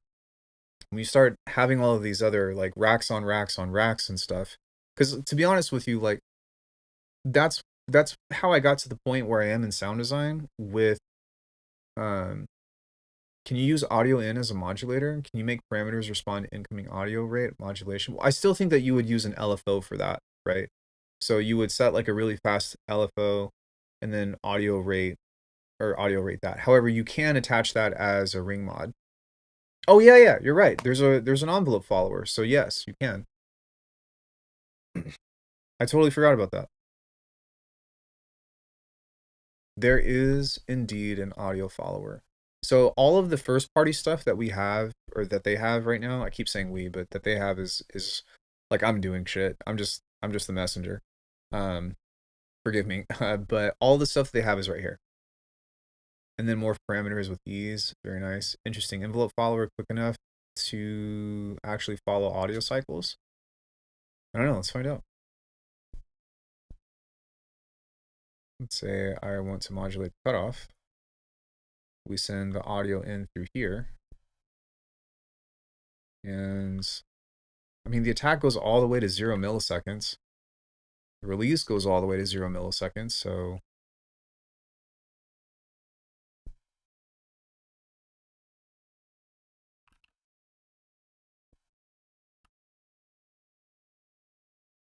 I mean, it's pretty quick. Get rid of this.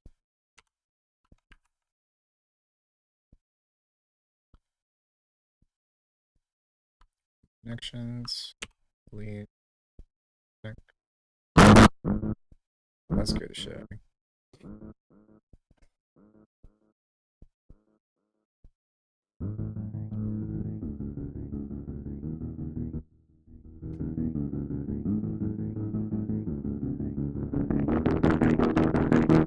I know, that scared me too. I'm so sorry.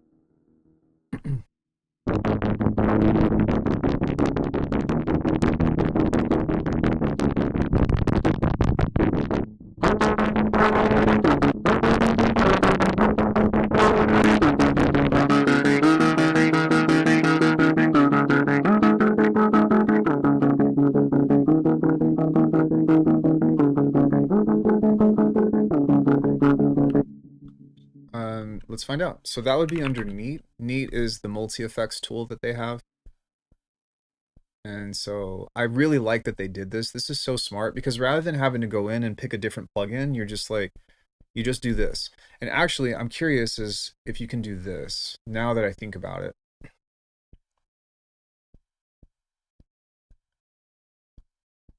Okay, let me write this down. Because I don't know if we'll be able to do this, but I'm going to feature request them to LFO the mode just for fun, or modulate the mode. Wouldn't that be crazy? So imagine if you could just modulate the mode here, and then it would just like fucking jump through all of these effects and like just totally give you stupid glitches. Honestly, the built-in effects are fantastic, but the easy-to-use meta plugin node graph system is absolutely why I want this. The built-ins are a special kind of icing on the cake. No, you can't automate the effects type in Neat yet. I want to ask about add this as well. Let's see, the rate goes down. Yeah, the rate goes down to static, at least for the chorus. Let's see on the phaser. Ensemble. Hyper, unison. Anti-phase. Yeah, everything goes to 0. I think the phaser is actually in the filter type, if I'm not mistaken. What are you guys using it for? Game sound design? Nah, making like crazy basses and shit. I want to use dice to randomize that.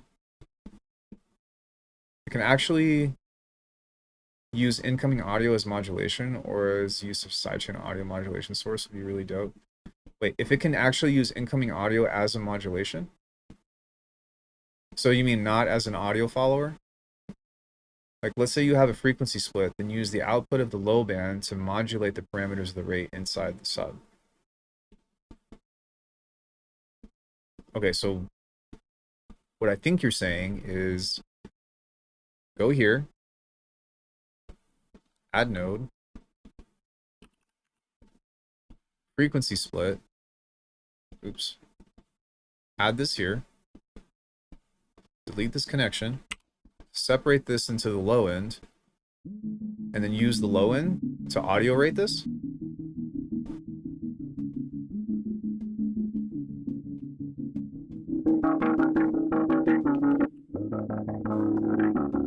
Is that what you were saying?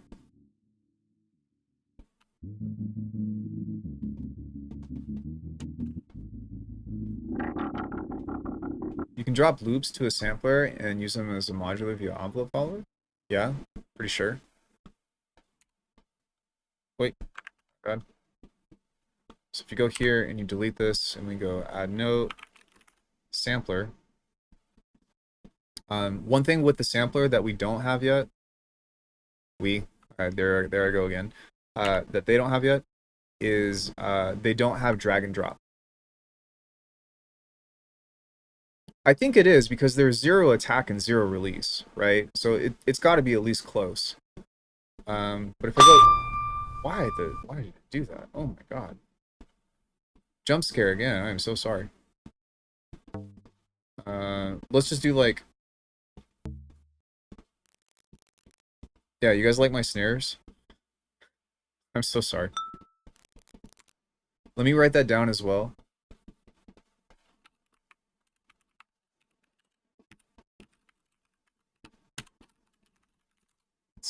Audio preview. So here's this stuff, right?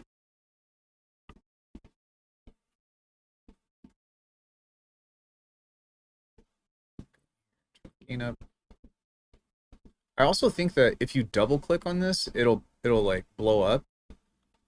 They don't have plugin resizing, which I specifically asked for that, and they were like, you can't do it, but they explain why. But that's okay. But I do think that if you double click or shift click or something like that, there's a way to actually blow this up. Or you can zoom. But yeah, so we can go to the gain here, and you can see that now the low end of this is triggering based off of that as your drum loop or whatever, right?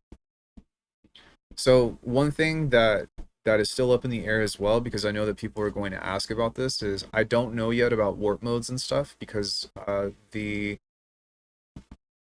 rights to the technology of that is really expensive, and so I don't know what the future of that holds. Cat was jelly potential webs. But that's something that you guys can ask Mike about. I do think that he probably plans to add a granular at some point, but I also don't want to speak for him. Almost released a spoonful of pee. Yeah, I don't want to speak for him because I don't want to be like, we're going to add this and he's going to add this and whatever. I don't particularly know, and I wouldn't have that expectation on him. What is cool though is that now that you all have a direct connection to him, please don't send him DMs or anything, by the way, as well. Don't do that. I'm sure that there's like a community post or something that you can like have a feature request list or whatever. And please be kind if you do ask him for stuff. Because first of all, he's supposed to be on holiday right now. Second of all, he didn't even really take a holiday. Third of all, the work that he's already done is, yes, it does. That's a good question. It absolutely supports multi-output stuff. So I can show you that as well. But yeah, anything that maybe isn't added yet or whatever, I'm sure that he'll have like a feature request thing that you can do. But yeah, that's a super exciting thing. So if we go here, we go Superior Drummer. Superior Drummer 3. Yeah, for sure. So on this, there's this thing right here that says plus 15. And this is where you can add all of your outputs and also all of your inputs if it has multi-input stuff. So, you know, if you wanted to route your drums and all of that into a different thing, yeah, it's just right there. That was a really good question, by the way. But yeah, 5, 6, 7, 8, 9, and 10. And for the most part, I usually only use these. So like kick, snare, hat, tom, whatever. But what we do is, I'm going to drag this over here. That way it's a little easier.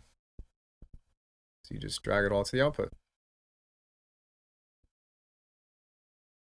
Like so. Doesn't this make this way easier? This alone for drum processing is kind of cracked. Is there patterning 3 VST? It's an AUV3, unfortunately. So there's no patterning. I asked them to do it and they said probably not. So you can split the outputs to separate tracks in the host DAW. I think you should be able to.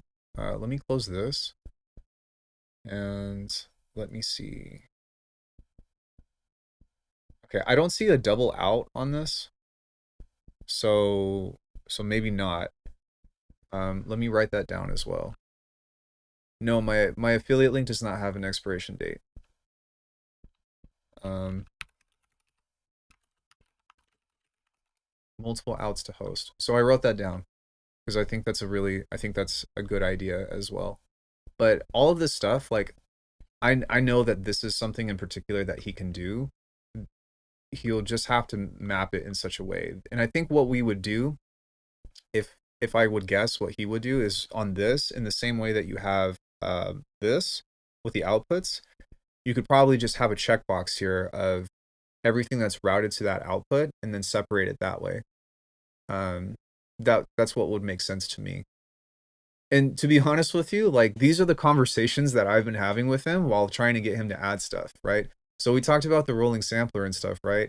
It was literally like, dude, you know what would be really cool? And he was like, what? And I was like, what if we had an always on sampler and you could automatically bounce it? This, like, I'm paraphrasing because I don't remember the exact thing. And I was like, you can just automatically drag it to a new sampler. And he was like, we're going to do that. And I was like, really? And he was like, we're going to do it. And I think it was like the next day or something. He was like, bro, check it out. And I was just like, what the fuck? What the actual fuck? And so he did it. This was his idea with create sampler and create convolver. But the fact that we have like a built-in rolling sampler or whatever. So yeah, I think I think adding the mix in general, because like you see how we have to add everything to the output here, like it all kind of comes in. I think that it would personally be better if you can just route everything to a sum or like different outputs that way and have an overall list. Crunch is real. Dude is a legend. CS Guri.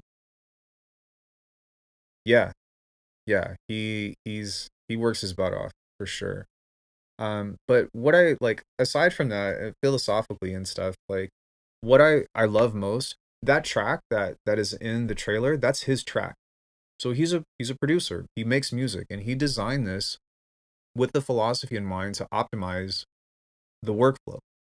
He's like trying to figure out all of the pain points of like where do we get bogged down technically. So he's tried to create something that, you know what I mean, just really makes everything a lot easier to work with. And I think that's freaking awesome because we have needed a tool like this for a long time now. You know what I mean? We have definitely needed something to where it's not a one man project, but it's an extremely small team. And I think that the programming is all just from him. I could be wrong. Yeah, yeah. Like I think that the biggest things are already functional, right? Like the meat and potatoes and like the overall promise of the actual outlook itself, like they've gotten so much right. Um so many things right. And that's something that I'm like, okay. Like immediately when I saw this and I was like, "Oh, you can put phase plan in it." I'm I'm sold. Where do I sign up? Oh, you can put third-party VSTs in it and have multiple outs and whatever, and the routing has been streamlined for you. Like this is something that is very easy for me to get behind. And that's part of the reason why I wanted to partner with them with my content. You guys will be seeing tutorials from me on their YouTube channel.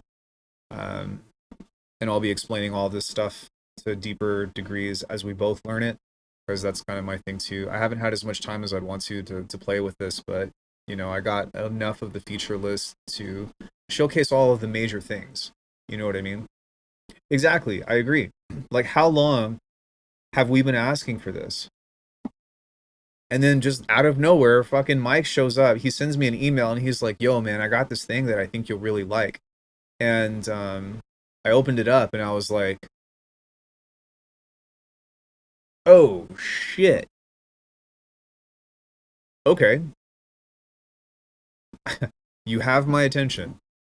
And since then, with the communication that we've had, you know, I've grown passionate about it too, and I want to see this thing succeed because you know it's the same reason why I got behind Kilohearts. They're really good people, and they are really about trying to expand on how they promote or like how they optimize people's workflows and make stuff easier. And we've needed this.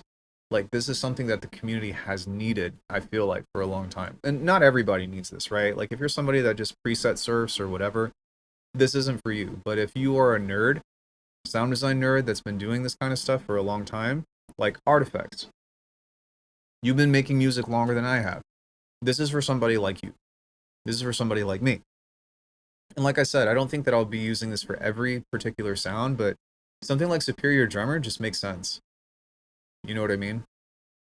Having multiple outs and just being able to create a chain and then use it as a template. In fact, is there? I think somebody already has something like this. Maybe not, but I could have sworn that I saw something on here that. Okay, maybe not, but I thought that I saw someone on here that already has like all the multi outs or whatever on this. Um, but yeah, I'll do it. Right. And having a playground, you know what I mean, of stuff coming into it. Now that a third party option exists, I wonder if it's on the table for Bitwig to add support. Who knows? Like what I've realized about Bitwig is that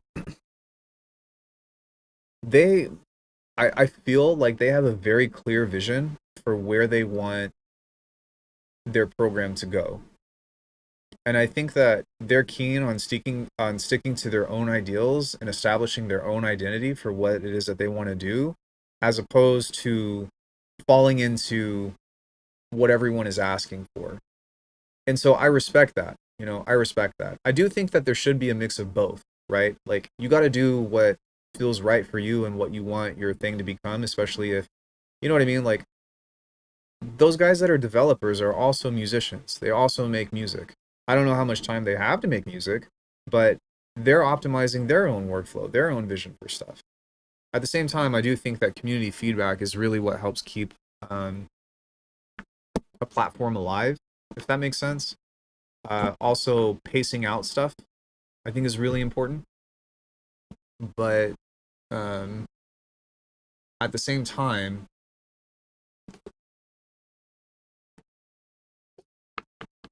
yeah, I don't know. It's crazy. What a time to be alive.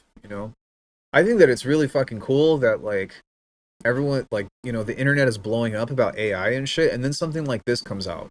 You know what I mean? Like this is such a nice fresh breath of air because it feels authentic. It's not perfect. It's not something that's just going to spit out patches for you. It's not going to make music for you. It's not going to do any of that. It's like, no, no, no, no. Here is a new system for you to go deeper into what you already know. And like that's the kind of shit that we need for the community. Right? Like I think so. Are we on the same page on that? I don't want a fucking button that just makes sounds for me. What is the point of that? It's disheartening as a user, especially when the one thing that turns me off to Bitwig is the navigation controls. But hey, that's why I've got Reaper. I feel like the navigation controls on Bitwig are fine, but I I respect your preference. But I think that the navigation of Bitwig is probably like among the best for me, anyways. I don't have any problems with it, with navigation and stuff. I do have some issues with the grid, but no piece of software that I've ever used is perfect. You know what I mean?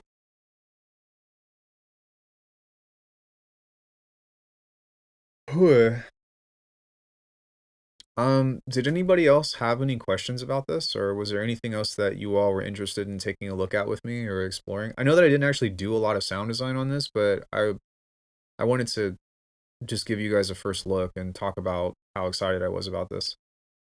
I honestly have the most fun messing with sound design, just hunting for those happy accidents and comes out of it. Clicking a button and letting AI do that doesn't scratch that itch. Yeah, it's like, well, also like you need to be able to move in a direction and like impose limitations and not just like be like, hey, I want you to make something, but do this, don't do this, and don't do this. You know what I mean? Yeah, I agree. The process is what sometimes it's frustrating as fuck, but I think that the process is necessary. And what's cool about this is it's meant to help make the process more fun. It's meant to help make the process not as difficult, to have so much technical roadblocks or obstacles to get over. You know what I mean? You map some macros to a plugin and then duplicate that plugin. Do the macro routing also get duplicated new copies? That's a good question too. Let's see. I don't think that it would matter the plugin, because if it's going to do this with this, it will do it with any node. But let's just go LFO, and then we'll go size, and then let me go Control C and then go Control T. Okay, it doesn't look like it maps the modulation. Yeah, you can remap the modulator. I showed that earlier. You go copy, and we go Command V. You just go here, and then you go here, and then you can go to the phase, and you can set this here. Maybe make this slow so you can actually see what's going on. And then let me set this to go this way. There you go. Does Bitwig do that with macros? Like, if you duplicate, can you mod between instances? What do you mean by mod between instances? Okay, now I feel dumb. Thanks for explaining that. No worries. Hey, what's up, Boki? Okay, hold up. What do you mean by do that with macros? Like if I have something inside of a rack? Maybe. Forgive me. Sometimes this is stuff that I don't even think about. But okay, let's go amp. I'll go group.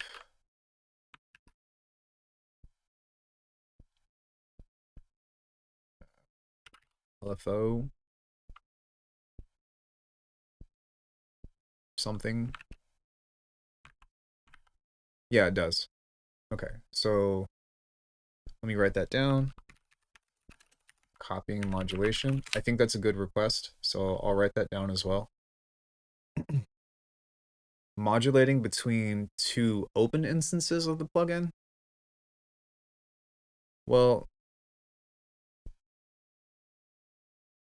I mean, you can put two meshes in here and then modulate between those. You know what I mean? No, but yeah, I think like some of these questions or some of these requests are really good. Whether or not they make it in immediately is something, but I do think that it's worth taking that down. You know what I mean? So like one instance of mesh itself doesn't have a mix knob, I don't believe. But you can have multiple instances of mesh on here and mix those in. You know what I mean? You can add like other modulation sources to those. Or you can have something here, like this, for example, where you can have an AB.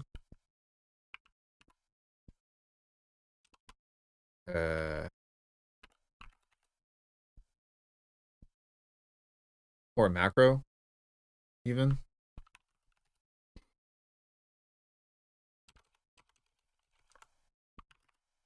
Is it global? There's something on here that has an AB slider. But what you would do, actually shit, hold up, is you would group this, duplicate this. One goes up, one goes down. And then you would just toggle with that of this here. Yeah, and I think that so one thing that I did ask them to add is being able to modulate the mix of stuff. So if you look right here, there's a little mix knob. Right now you can't modulate this, but this is on his list for sure. So when that comes about, you will be able to do that. The effects version of Mesh does have a dry wet. Yeah, but the whole thing of like if you have another a complete instance that you put oscillators in and stuff. You know what I mean? Which I don't know, maybe you can actually have an instance of, let me see here. So if we go mesh effects and we connect the MIDI into this, sorry. Like, does this have an oscillator?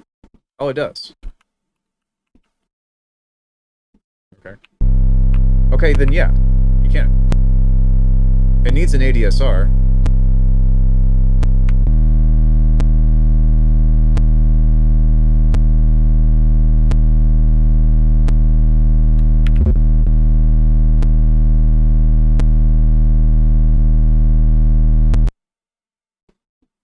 There you go.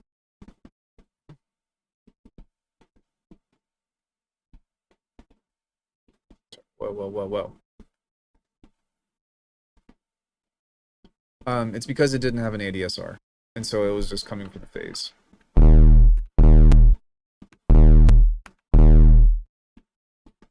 But now that that's incorporated, where is the mix knob? Oh, it's right here. So yeah, you can just go like this and go add macro, like this, dry wet. There we go. Go like this, copy, paste, MIDI through, audio out, go here, dry wet, turn this one all the way up, go like this, move that all the way down. This one's here, moves up, so now you can mix in between. So if I go like this, open this up, changes to a square wave. What about routing or external instrument pedals? What do you mean? Like it has audio in, so now if I go here,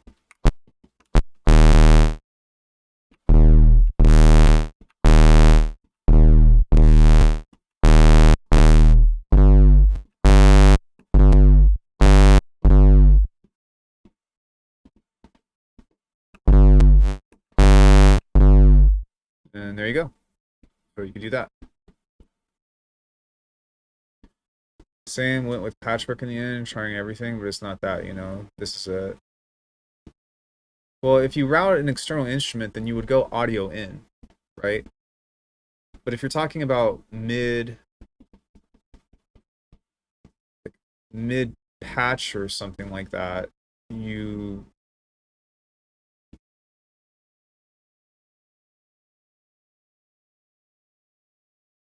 as a workaround, you can also use two utilities in a macro to gain like that we did with two meshes, right? Yeah, I think so. Oh, right. Yeah, 100%. I didn't think about that. Actually, that's funny because Mike told me that as well. So you absolutely could do this. You can go utility. I do think that modulating this just makes more sense to me because it's already there. But yeah, you can just go with the gain and then modulate that.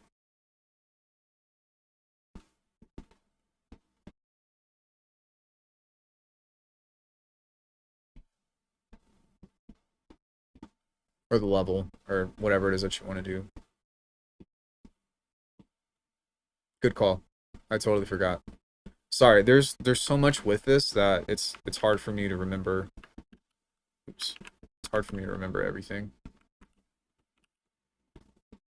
Let's go here. There. One other thing that I think that they're gonna add as well. Ooh, that just did it. Did you see that? Actually, they don't need to add it because it's already there. Did you see how I just dragged it onto the line and it just overtook it? That, like, let me show that again. So you can just splice it. So look, I just go like this onto the chain, like this, and it goes boop.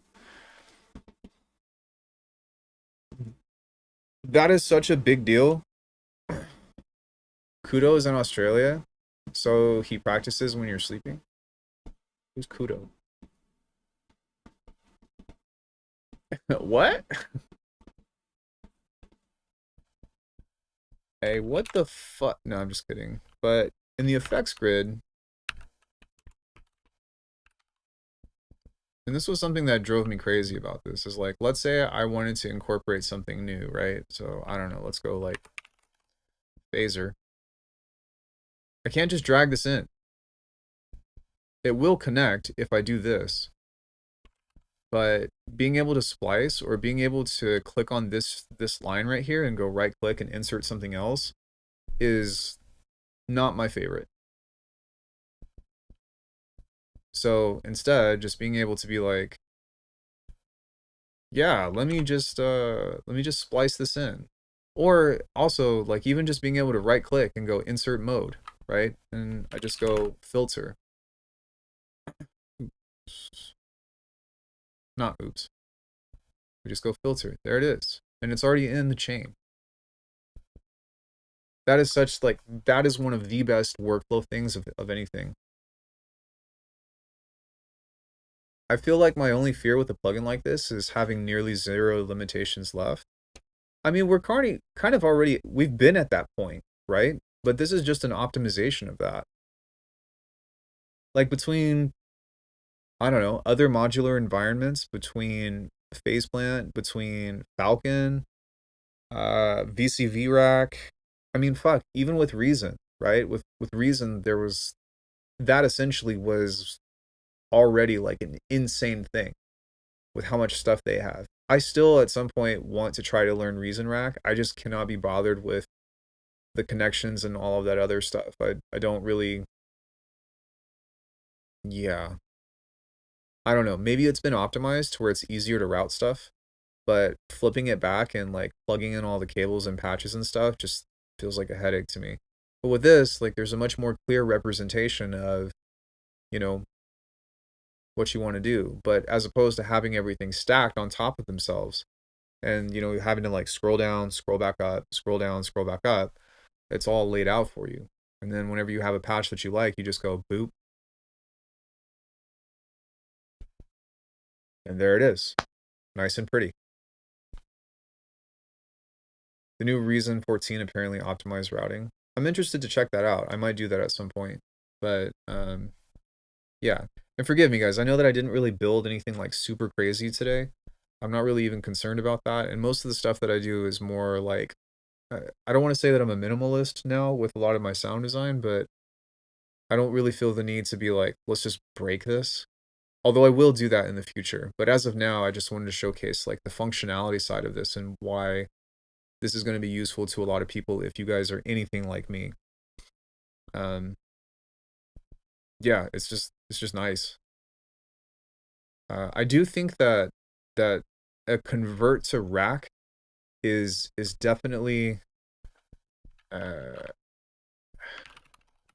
convert to MSH effects or other host. That's a big one because that's really cool. Maybe convert to MSH effects because you can still route audio into it or you can still route MIDI into it. So because it has MIDI through, that makes this a lot easier.